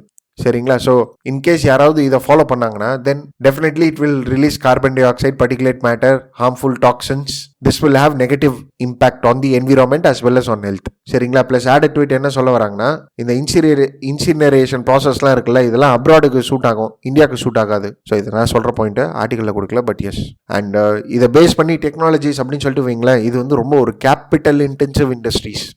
அண்ட் இந்த இண்டஸ்ட்ரீஸ்லாம் பார்த்தீங்கன்னா ரிட்டர்ன்ஸ் வந்து ரொம்ப low. It is like low yielding industry also. And நிறைய பேர் இந்த மாதிரி ஸ்டார்ட் அப்பாக ஓப்பன் பண்ணி ஃப்ரீக்வெண்ட்டாக பிரேக் டவுன் கூட இருக்காங்க. சரிங்களா? ப்ளஸ் ஆடட் டு இட் இந்த இண்டஸ்ட்ரீஸில் ப்ராப்ளம் கூட இருக்குது. ப்ராசஸிங் இண்டஸ்ட்ரீஸில் for example gasification, pyrolysis, chemical recycling, இங்கெல்லாம் வந்து ஆக்சிடென்ட்ஸ்லாம் கூட நடக்குது. Fire accidents, explosions, financial losses are there. So இந்த multi layered process which is like very expensive to recycle, இதெல்லாம் இது கீழே எடுத்துகிட்டு வரணும்னா இதெல்லாம் ரொம்ப கஷ்டம் அப்படின்றாங்க. சரிங்களா? So what should be the way forward? See, the way forward should be like first bringing in informal actors, building their capacity, upgrading infrastructure, promoting technology, இதெல்லாம் செய்யணும். ஸோ இன்ஃபார்மல் செக்டரை ஃபார்மலைஸ் பண்ணுங்க. சரிங்களா? And include other plastic also, that is like batch and all. And processing technologies இருக்கு பாருங்க, அதை வந்து கிளீனாக evaluate பண்ணுங்க. அண்ட் கவர்மெண்ட் ஃபண்டிங் கூட கொடுங்க. சரிங்களா? So these are the points which we can infer from this article. புரியுதுங்களா? ஸோ மெயின்ஸில் கேட்கலாம். அண்ட் எஸ், இது டிராஃப்ட் ரெகுலேஷன்ஸாக தான் இருக்கு. Once it is like approved, then இதை பேஸ் பண்ணி நம்ம திருப்பியும் டிஸ்கஸ் பண்ணலாம். புரியுதுங்களா? Anyway, moving forward. Is the freedom of speech absolute? So 3 article வந்திருக்குங்க. Is the freedom of speech absolute, Haridwar hubris of hate must be stopped, and அதே மாதிரி following short. So இந்த 3 ஆர்டிகலுமே ஹேட் ஸ்பீச்சை பேஸ் பண்ணி தான் வந்திருக்கு. சரிங்களா? அண்ட் இதோடைய பேக்ரவுண்ட் அப்படின்னு சொல்லிட்டு வைங்களேன், it is all about freedom of speech and expression. And what I want you to do is like, இந்த இமேஜை பாருங்க, December 1 எடிட்டோரியல். சரிங்களா? So freedom of speech and expression with important cases, இதை நான் தெளிவாக எக்ஸ்பிளைன் பண்ணியிருக்கேன். That is with reasonable restrictions. Freedom of ஸ்பீச்னா என்ன, அமெண்ட்மெண்ட்ஸ்னா என்ன, supreme court interpretations, important cases, இது எல்லாமே பேசிக்ஸ் நான் தெளிவாக எடுத்திருக்கேன். So kindly do have a watch. இப்போ நான் திருப்பி எடுக்கணும்னா இதே பாயிண்ட்ஸை தான் திருப்பி எடுக்கணும், which will again add on some 15-20 minutes which I don't want. So kindly watch this for the background. Anyway, இப்போ இந்த ஆர்டிக்கலில் பார்க்கலாம். That is like, is the freedom of speech absolute. சரிங்களா? ஸோ ஃப்ரெண்ட்ஸ், என்ன நடந்திருக்கு அப்படின்னு சொல்லி பார்த்தீங்கன்னா, ரீசெண்டாக ஹரித்வாரில் ஒரு ஸ்பீச் கொடுத்துருக்காரு ஒரு ரிலீஜியஸ் லீடர். அண்ட் அந்த ஸ்பீச் வந்து ரொம்ப மோசமாக கொடுத்துருக்காரு. சரிங்களா? ஸோ ஒரு பர்டிகுலர் மைனாரிட்டி கம்யூனிட்டிக்கு ரொம்ப அகைன்ஸ்டாக பேசியிருக்கிறாரு. ஸோ இதுக்கு அகெயின்ஸ்டாக ஆக்ஷன்ஸ்லாம் எடுத்திருக்காங்க இப்போ. சரிங்களா? ஸோ கவர்மெண்ட் ஒரு ஸ்டெப் எடுக்கணும் இல்லையா, ஏன்னா அவ்வளோ வைரல் ஆயிடுச்சு. So police section 153A base பண்ணி எஃப்ஐஆர் ஃபைல் பண்ணியிருக்காங்க. சரி, ஓகே. இப்போ here the question arises about hate speech. So hate ஸ்பீச்னா என்ன அப்படின்ட்டு. சரிங்களா? So friends, there is no clear cut definition for hate speech. சரிங்களா? ஆனால் லா கமிஷன் தன்னுடைய ரிப்போர்ட்ல ஒரு டெஃபினேஷன் கொடுத்துருக்காங்க ஹேட் ஸ்பீச்சை பேஸ் பண்ணி. Hate speech is something which is an incitement to hatred. சரிங்களா? ஸோ ஹேட்ரேடை வந்து தூண்ட வைக்கிறது, that is against a person with reference to race, ethnicity, gender, sexual orientation, religious belief and the like. So இதுதான் லா கமிஷனுடைய definition. சரிங்களா? So இப்போ சிம்பிளாக சொல்லணும்னா ஒரு ஹேட்ரேடை தூண்டு விடுறது, இதுக்கு பேர் தான் ஹேட் ஸ்பீச். சரிங்களா? ஸோ நம்ம ஃப்ரெண்ட்ஸுங்களாம் நிறைய பேர் பண்ணுவாங்க. அண்ட் ஹேட்ரேட் அப்படின்னு சொல்லிட்டு இல்லை, even insulting others are targeting someone, இது கூட ஹேட் ஸ்பீச் தான். சரிங்களா? சரி, ஓகே. இப்போ இந்த ஹேட் ஸ்பீச் கரெக்டாக ராங்கா? ஆப்வியஸ்லி தப்பு தான். சரிங்களா? ஸோ கான்ஸ்டிடியூஷன் ஃப்ரேம் பண்ணும்போது இதை பேஸ் பண்ணி ஒரு டிபேட் ரைஸ் ஆச்சு. அதாவது how much freedom should be given, that is with reference to free speech. ஏன்னா இப்போ ஃப்ரீ ஸ்பீச் கொடுத்துட்டாங்கன்னா அது ஒரு ரெஸ்ட்ரிக்ஷன்ஸ் இல்லாமல் தென் யார் வேணாலும் எப்படி வேணாலும் யூஸ் பண்ணலாமே. சரிங்களா? ஸோ இதுக்காக தான் கான்ஸ்டிடியூஷன் அசம்பிளியில் ஒரு டிபேட் நடந்தது. சரிங்களா? அண்ட் ஆர்டிகல் 19 தான் ஃப்ரீடம் ஆஃப் ஸ்பீச் அண்ட் எக்ஸ்பிரஷனை பேஸ் பண்ணியிருக்கு. ஸோ அப்போ டிபேட்டில் என்ன நடந்ததுன்னு சொல்லிட்டு ஒரு 2 பாயிண்ட் தெரிஞ்சுக்கோங்க. ஃபர்ஸ்ட் என்ன சொன்னாங்கன்னா, ஃப்ரீடம் ஆஃப் ஸ்பீச்சை பேஸ் பண்ணி ரெஸ்ட்ரிக்ஷன்ஸே இருக்கக்கூடாது. ஏன் இருக்கக்கூடாது அப்படின்னு சொல்லிட்டு பார்த்தீங்கன்னா, பிகாஸ் அமெரிக்கன் கான்ஸ்டிடியூஷன் நீங்கள் எடுத்து பாருங்க, அங்கேயும் வந்து ஃப்ரீ ஸ்பீச்சை பேஸ் பண்ணி ஒரு ரெஸ்ட்ரிக்ஷன்ஸே இல்லை அப்படின்ற மாதிரி ஒரு ஒப்பீனியன் கொடுத்தாங்க. சரிங்களா? பட் ஆனால் டாக்டர் அம்பேத்கர் என்ன சொல்லியிருந்தாருன்னா, it is wrong to tell that fundamental rights in America are this freedom of speech in America is like absolute or they are like absolute. சரிங்களா? ஸோ நீங்கள் சுப்ரீம் கோர்ட்டோடைய இன்டர்பிரிட்டேஷன்ஸ் எடுத்து பாருங்க, அங்கேயும் சுப்ரீம் கோர்ட்டே வந்து ஃப்ரீடம் ஆஃப் ஸ்பீச்சை பேஸ் பண்ணி நிறைய restrictions எடுத்துட்டு வந்திருக்கிறாங்க அப்படின்ற மாதிரி அம்பேத்கர் சொல்லியிருந்தாரு. சரிங்களா? இது வரையும் இல்லாம இதோடைய ரீசனபிள் ரெஸ்ட்ரிக்ஷன்ஸ் இருக்கு இல்லையா, what could be the reasonable restrictions, இதையும் வந்து பேசியிருந்தாங்க. ஸோ இதில் வந்து என்ன இருக்கு, லிபல் அப்படின்னு சொல்லிட்டு இருக்கு. ஸோ லிபல்னா defamation, so one should not defame. அதே மாதிரி contempt of court, undermines the security of the state or tends to overthrow the state. And அதே மாதிரி ஸ்லாண்டர், ஸோ ஸ்லாண்டரும் வந்து டிஃபமேஷன் தான். அதாவது லிபல்னா என்னன்னா ஒரு பப்ளிஷ்டு டிஃபமேஷன், ஸ்லாண்டர்னா வந்து வேர்பலி டிஃபேமிங் அதர்ஸ். சரிங்களா? ஸோ இப்போ நியூஸ் பேப்பர்லலாம் டிஃபேமேஷன் இருக்குன்னா அது வந்து libel. Face to face, by phone, இதெல்லாம் வந்து ஸ்லாண்டர். ஸோ இதெல்லாம் ரீசனபிள் ரெஸ்ட்ரிக்ஷன்ஸாக இருக்கணும் அப்படின்ற மாதிரி பேசியிருந்தாங்க. ஸோ இதுக்காக தான் அமெண்ட்மெண்ட்டும் எடுத்துகிட்டு வந்தாங்க. சரிங்களா, தட் இஸ் ஆர்டிகல் 19 சப்க்ளாஸ் 2 எடுத்துகிட்டு வந்தாங்க. But however article 19 subclass 2 did not contain the term public order. சரிங்களா, ஸோ இவ்வளோ ரீசனபிள் ரெஸ்ட்ரிக்ஷன்ஸ் இருக்குது. ஆனால் பப்ளிக் ஆர்டர் அப்படின்னு சொல்லிட்டு இருக்கா? இல்லை இல்லையா. So article 19 subclass 2 did not cover public order. சரிங்களா, ஸோ இதை வந்து சுப்ரீம் கோர்ட்டும் இன்டர்பிரேட் பண்ணாங்க. இன்டர்பிரேட் பண்ணி பப்ளிக் ஆர்டர் இல்லை அப்படின்னு சொல்லிட்டு சொன்னதுக்கு அப்புறமாக தே put in first amendment act.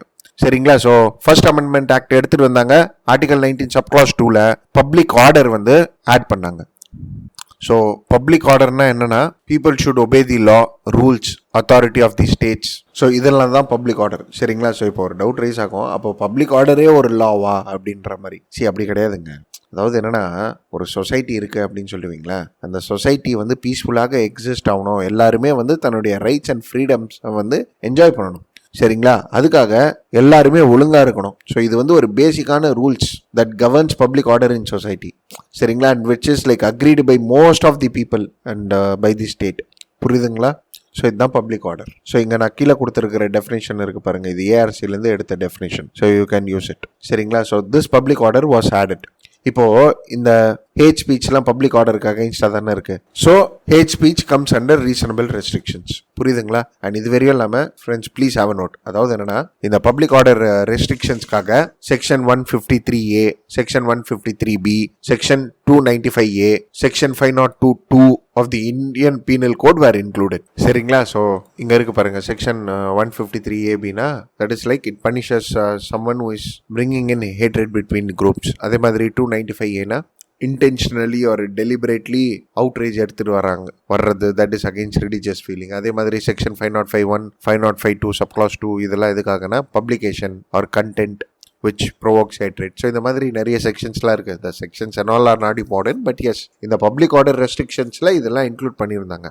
சரிங்களா, ஸோ இதுதான் ஹேட் ஸ்பீச். ஸோ சிம்பிளாக சொல்லணும்னா ஹேட் ஸ்பீச் வந்து it comes under reasonable restrictions of public order. இதுக்காக இவ்வளோ செக்ஷன்ஸ் இருக்குது, பீனலைசிங் செக்ஷன்ஸ். சரி, ஓகே. இப்போது இதை பேஸ் பண்ணி ஒரு case went to the supreme court. சரிங்களா, that is Pravasi Bhalai Sangathan versus union of India case. And அங்கே supreme court has observed these points. So supreme court என்ன சொல்கிறாங்கன்னா, ஃபர்ஸ்ட் ஹேட் ஸ்பீச்சா it is an effort to marginalize individuals.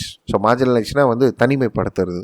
சரிங்களா, ஒதுக்கி வைக்கிறது, அவங்க வந்து இம்பார்ட்டன்ட் இல்லைன்னு சொல்லிடுறது. So it is an effort to marginalize. அதே மாதிரி ஹேட் ஸ்பீச் மூலியமாக ஒரு குரூப் மெம்பர்ஸ் இருக்காங்களா, அவங்கள வந்து டீலெஜிட்டிமைஸ் பண்ணிடுறாங்க, அவங்களுடைய சோஷியல் ஸ்டாண்டிங்கை ரெடியூஸ் பண்ணிடுறாங்க. And they causes distress to an individual group. So உங்கள் ஃப்ரெண்ட்ஸு உங்ககிட்ட மோசமாக பேசினா உங்களுக்குலாம் என்ன ஃபீல் ஆகுதோ அதெல்லாம் சுப்ரீம் கோர்ட் சொல்லியிருக்கிறாங்க. சரிங்களா, இது வரையும் எல்லாமே ஹேட் ஸ்பீச் தான் வந்து it is a ground work. So first காண்ட் எடுத்துறதுக்கான ஒரு கிரவுண்ட் ஒர்க், அதுக்கப்புறம் டிஸ்கிரிமினேட் பண்ணுறதுக்கான ஒரு கிரவுண்ட் ஒர்க். அண்ட் நாளாக this will result in violence and in most extreme cases genocide. So roommates யாராவது இருக்கிறாங்கன்னா ஒன் கூட ஹவ் எக்ஸ்பீரியன்ஸ்டு, இல்லை என் ரூம்மேட்ஸ் அந்த மாதிரி இல்லைனா நீங்கள் கொடுத்து வச்சவங்க. சரிங்களா, ஸோ ரூமில் யாராவது ஹேட் ஸ்பீச் பண்ணுறாங்க, காண்டா பேசுகிறாங்கன்னா why problem, the supreme court also dealing with the same problem. So உங்கள் ரூம்லன்னு சொல்லிட்டு இல்லை, சுப்ரீம் கோர்ட்டே இதுதான் சொல்கிறாங்க. புரியுதுங்களா? But friends, yes my intention here is like, these are the impacts of hate speech. Supreme Court itself has like raised concern in Pravasi Ballai Sangathan versus Union of India case. இது எல்லாம் self explanatory. சரியா, ஒரு debate இருக்கா, அந்த பர்சனோட எபிலிட்டியே வந்து நீங்கள் stop பண்ணிடுறீங்க, that is to respond back. So அந்த அளவுக்கு அவனை வந்து மட்டம் தட்டிடுறது. சரிங்களா, சரி, ஓகே. இப்போ இதெல்லாம் ஒரு பக்கம் இருக்கட்டும். இப்போது சுப்ரீம் கோர்ட் என்ன சொல்கிறாங்கன்னா, ஹேட் ஸ்பீச் வளருது இல்லையா, இவ்வளோ வளருது, நாளுக்கு நாள் அதிகமாகுது, இதுக்கெல்லாம் என்னதான் ரீசன் அப்படின்னு சொல்லிட்டு கேட்கும்போது சுப்ரீம் கோர்ட் என்ன சொல்லுதுன்னா, நீங்கள் என்ன சொல்லுவீங்கன்னா, லாஸ் ஒழுங்காக இல்லை, ஸ்ட்ரிக்டான ரூல்ஸ் இல்லை அப்படின்னு சொல்லிட்டு சொல்லுவீங்க. இது ரீசன் கிடையாது. The reason is effective implementation. அதாவது லேக் ஆஃப் எஃபெக்டிவ் எக்ஸிக்யூஷன்ன்றாங்க. அதாவது என்னன்னா, பப்ளிக் ஆர்டர் இருக்குது, பப்ளிக் ஆர்டரை யாருமே மெயின்டைன் பண்ண மாட்டேறாங்க, இதுதான் ரீசன். சரிங்களா, ஸோ இதுக்காக என்ன செய்யணும், சிவில் சொசைட்டி எக்ஸிக்யூட்டிவ்ஸ் ரெண்டு பேருமே வந்து தன்னுடைய டியூட்டிஸை ஒழுங்காக பெர்ஃபார்ம் பண்ணணும். So there should be and regulation of hate speech. So regulation of hate ஸ்பீச்னா யாராவது தப்பு பண்ணுறாங்களா, ஹேட் ஸ்பீச்சில் ஈடுபடுறாங்களா, தென் அவங்கள வந்து பனிஷ் பண்ணணும். ஸோ இதுக்காக தான் லா கமிஷன் கிட்டே ரெக்கமெண்டேஷன்ஸ் கேட்டிருந்தாங்க. அண்ட் லா கமிஷன்ஸ் என்ன சொல்லியிருக்காங்கன்னா, இப்போ இருக்கிற ஐபிசி செக்ஷன்ஸ்லாம் பத்தாது, இன்னும் நிறைய செக்ஷன்ஸ் எடுத்துருவாங்கன்னு சொல்லிட்டு சொல்கிறாங்க. சரிங்களா, அண்ட் இது வரையும் இல்லாமல் ஒரு டிராஃப்ட் பில்லே ப்ரப்போஸ் பண்ணி கொடுத்தாங்க பார்லிமெண்ட்டுக்கு, அண்ட் பார்லிமெண்ட் இன்னும் இதை இம்ப்ளிமெண்ட் பண்ணுது. So there is a lack of political will, effective implementations of the public order, absence of laws. So these are the problems with respect to hate speech. சரிங்களா, இதே தான் next ஆர்டிகல்லையும் பேசுகிறாங்க. அதாவது following ஷார்ட்னு சொல்லிட்டு ஒரு ஆர்டிகல் இருக்குல்ல, அதுலேயும் இதே பாயிண்ட் தான் பேசுகிறாங்க. ஸோ என்ன சொல்ல வராங்கன்னா ஹேட் ஸ்பீச்னால லின்ச்சஸ் நடக்குது நிறைய, ஒரு லின்ச்சிங் நடக்குது, மாப் லின்ச்சிங் அண்ட் சாக்ரிலேஜஸ், ஜீனோசைடு, வைலன்ஸ், விஜிண்டலிசம், இது எல்லாமே வந்து அவுட்கம் ஆஃப் ஹேட் ஸ்பீச் தான். சரிங்களா? அண்ட் இதே மாதிரி one positive thing which we can tell is like despite these. So இந்த மாதிரி என்னதான் ஹேட் ஸ்பீச் இருந்து லின்ச்சிங்ஸ்லாம் நடந்தாலும் டிஸ்பைட் தீஸ், இந்தியா வந்து நெய்பர் நேஷன்ஸ் மாதிரி இல்லை. அதாவது மியான்மர், பாகிஸ்தான் மாதிரி இல்லை, ஒரு சவுத் ஏஷியன் நேஷன்ஸ் மாதிரி இல்லை. ஏன்னா அங்கே எத்தனிக் கான்ஃப்ளிக்ஸ் ரொம்ப அதிகம். பட் ஆனால் அந்த அளவுக்கு இந்தியாலாம் போல. India is still thriving as a multi cultural and multi religious nation till date. சரிங்களா? அண்ட் இப்போ ப்ராப்ளம் என்னன்னா, இதே ஸ்டேட்டஸை நம்ம மெயின்டைன் பண்ணணும் அப்படின்னு சொல்லிட்டு வைங்களேன். Then what it requires, it's like it requires vigilance and vision. So விஜிலன்ஸ்லாம் வந்து அட்டென்ஷன், ஒரு கேர்ஃபுல் அப்சர்வேஷன், ஒரு சர்வைலன்ஸ் மாதிரி. That is with respect to hate speech. It requires vigilance and vision also. ஏன்னா வைலன்ஸ் ஸ்பீச்சஸ்லேருந்து தான் ஆரிஜினேட் ஆகுது and ஆக்ஷன்ஸாக மாறிடும். ஸோ ஒரு பொலிட்டிக்கல் வில் வேணும், ஒரு ப்ராப்பர் விஷன் வேணும் அப்படின்னு சொல்லிட்டு பேசுறது தான் இந்த ஆர்டிகல்ஸ். சரிங்களா? ஸோ அவ்வளோதான், இதை பேஸ் பண்ணி பாயிண்ட்ஸ்லாம். அண்ட் இவ்வளோ தெரிஞ்சுக்கினீங்கனாலும் போதும். யூபிஎஸ்சி மெயின்ஸில் எப்படி question கேட்கலான்னா, hate speech poses complex challenges to the freedom of speech and expression. Examine the recommendation made by the Law Commission to address the hate speech. So, hate speech poses complex challenges to freedom of speech and expression. Na eppadi? So, இப்போதான் நம்ம நிறைய points பார்த்தோம். It reduces the social standing. It impacts a person's ability to respond. So, இதெல்லாம் நம்ம பார்த்தோம். And the recommendation which is made by the Law Commission, sections நிறைய எடுத்துருவாங்கன்னு சொல்லிட்டு சொல்லியிருப்பாங்க. அண்ட் ஹேட் ஸ்பீச்சுக்கு ஒரு டெஃபினேஷன் கொடுத்துருப்பாங்க, பார்லிமெண்ட்ரி லா எடுத்துருவாங்கன்னு சொல்லிட்டு சொல்லியிருப்பாங்க. சரிங்களா? Anyway fine, will move on to the next article now. That is Log4j vulnerability. சரிங்களா? So friends, what is this அப்படின்னு சொல்லிட்டு தெரிஞ்சுக்கோங்க. யூபிஎஸ்சி ப்ரிலிம்ஸில் கேட்கறதுக்கான சான்ஸ் இருக்குது, அவ்வளோதான். மற்றபடி மெயின்ஸில் கேட்கறதுக்குலாம் வாய்ப்பு இல்லை. சரிங்களா? ஸோ என்னது இது அப்படின்னு சொல்லிட்டு பார்த்தீங்கன்னா, இது வந்து ஒரு ப்ரோக்ராமிங் கோடு. Log4j வந்து ஒரு ப்ரோக்ராமிங் கோடு. சரிங்களா? ஸோ ஜாவா கம்ப்யூட்டர் லாங்குவேஜில் யூஸ் பண்ணுவாங்க. ஸோ இது வந்து ஒரு ஃப்ரீ ஓப்பன் சோர்ஸ் சாஃப்ட்வேர். சரிங்களா? ஸோ இது எதுக்காக யூஸ் பண்ணுவாங்க அப்படின்னு சொல்லிட்டு பார்த்தீங்கன்னா, லாக் பண்ணுறதுக்காக யூஸ் பண்ணுவாங்க. அண்ட் எல்லா ஆக்டிவிட்டியும் வந்து ரெக்கார்ட் பண்ணும், ஒரு டைரி மாதிரி. So that the software developers யாராவது இருக்கிறாங்கன்னா, they can use this to track the data within the programs. So இவ்வளோ தெரிஞ்சுக்கினீங்கன்னா போதும். ஸோ இப்போ என்ன ஆயிருக்கு அப்படின்னு சொல்லிட்டு பார்த்தீங்கன்னா, அப்பாச்சி ஃபவுண்டேஷன் சொல்லிட்டு ஒன்று இருக்குது. அது வந்து ரீசெண்டாக இதை எக்ஸ்போஸ் பண்ணியிருக்கு. தட் இஸ் லைக் இதில் வந்து நிறைய வல்னரபிலிட்டிஸ் இருக்குது அப்படின்னு சொல்லிட்டு. ஸோ அதனால் இது ஃபேமஸ் ஆகிடுச்சு. சரிங்களா? ஸோ யாராவது ஒரு அட்டாக்கர் இருக்காங்க, தென் அவங்க ஈஸியாக இதை வந்து எக்ஸ்ப்ளோய்ட் பண்ணிடலாம். சரிங்களா? ஸோ சிம்பிளாக இது வந்து ஒரு software logging library for Java software. அவ்வளோதான், இவ்வளோ தெரிஞ்சுக்கோங்க. More then enough. Fine. Anyway moving forward. That is trade defence. So என்ன இருக்குது அப்படின்னு சொல்லி பார்த்தீங்கன்னா, ரீசெண்டாக நம்ம வந்து ஆன்டி டம்பிங் டியூட்டிஸ் லெவி பண்ணியிருக்கோம் சைனீஸ் ப்ராடக்ட்ஸ் மேலே. சரிங்களா? ஸோ இந்த ஆர்டிக்கலில் என்ன சொல்ல வராங்கன்னா, இதுவரை நீங்கள் பார்த்தீங்கன்னா, அதாவது February 2020 இப்போ வரையும் 2 years பார்த்தீங்கன்னா, we have levied கிட்டத்தட்ட anti dumping duties on 90 Chinese products it seems. சரிங்களா? சரி, ஓகே. இப்போ டம்பிங்னா என்ன, ஆன்டி டம்பிங் டியூட்டினா என்ன? ஒரு எக்ஸாம்பிளோட சொல்லலாம். For instance, you are producing a ball. சரியா? ஸோ ஒரு பாலோடைய விலை வந்து 10 ரூபா அண்ட் மார்க்கெட்டில் 10 ரூபா தான் போகுது. ஆனால் நீங்கள் என்ன செய்கிறீங்கன்னா, அந்த பாலை வந்து வெறும் 5 ரூபாய்க்கு வந்து எக்ஸ்போர்ட் பண்ணுறீங்க. புரியுதுங்களா? ஸோ உங்களுடைய நார்மல் ப்ரைஸ், உங்களுடைய நார்மல் மார்க்கெட் ப்ரைஸை விட கம்மியான விலைக்கு நீங்கள் எக்ஸ்போர்ட் பண்ணுறீங்கன்னு சொல்லிட்டு வைங்களேன். Then it is called as dumping. இப்போ இந்த டம்பிங்க்கு அகெயின்ஸ்டாக ஆன்டி டம்பிங் லெவி பண்ணுவாங்க. சரிங்களா? சரி, ஓகே. இப்போ what is objective of dumping? Objective of டம்பிங்னா என்னன்னா, ஃபர்ஸ்ட் காம்படிஷனை ட்ரைவ் அவுட் பண்ணுறது and to create a monopoly situation where the exporter can dictate the price. புரியுதுங்களா? சரி, ஓகே. இப்போது இந்த ஆன்டி டம்பிங் டியூட்டி யார் லெவி பண்ணுவாங்க அப்படின்னு சொல்லிட்டு பார்த்தீங்கன்னா, government of India. Government of இந்தியாவில் யார் சொல்லிட்டு பார்த்தீங்கன்னா, it is central board of indirect taxes and customs. சரிங்களா? ஸோ இந்த ஆர்டிக்கல் என்ன பேச வராங்கன்னா, WTOவே வந்து டம்பிங் அகெயின்ஸ்டாக ரெமிடிஸ்லாம் கொடுத்துருக்காங்க. ஸோ நம்ம இது யூஸ் பண்ணுறது வந்து WTO ஸ்டாண்டர்ட்ஸை பேஸ் பண்ணி தான் யூஸ் பண்ணுறோன்னு சொல்லிட்டு இந்த ஆர்டிகல் சொல்கிறாங்க. புரியுதுங்களா? And friends, add to it please have a note. அதாவது என்னென்னா, டம்பிங் இருக்கு இல்லையா, it is you exporting below your country's market price. புரியுதுங்களா? ஸோ இப்போ சைனா வந்து பால் எக்ஸ்போர்ட் பண்ணுதுன்னு சொல்லிட்டு வைங்களேன், அவங்களுடைய ப்ரொடக்ஷன் காஸ்ட் 10 ரூபா, ஆனால் அவங்க எக்ஸ்போர்ட் பண்ணுறது 5 ரூபா. புரியுதுங்களா? ஆனால் இந்தியாவில் பாலோடைய விலை 20 ரூபா இருக்குன்னு சொல்லிட்டு வைங்க, அவங்க 10 ரூபாய்க்கு தான் எக்ஸ்போர்ட் பண்ணுறாங்க. ஸோ இது டம்பிங் கிடையாது. புரியுதுங்களா நான் சொல்கிறது? ஸோ இப்போ நீங்கள் எக்ஸ்போர்ட் பண்ணுறீங்க, நீங்கள் வேணும்னே விலையை குறைச்சி எக்ஸ்போர்ட் பண்ணுறது டம்பிங். ஃபைன். சரி, okay. Plus added to it இந்த ஆர்டிகல் என்ன சொல்ல வராங்கன்னா, ஒரு பக்கம் நம்ம ஆன்டி டம்பிங் மெஷர்ஸ்லாம் எடுத்துகிட்டு வரோம், okay, right. But at the mean time, one thing which you need to concentrate is like, we need to concentrate on trade deficit. So China கூட பார்த்தீங்கன்னா இன்னும் ட்ரேட் டெபிசிட் வந்து கம்மியாகவே இல்லை. And Indian exports to China வந்து ரொம்ப கம்மியாக இருக்கு when compared to imports.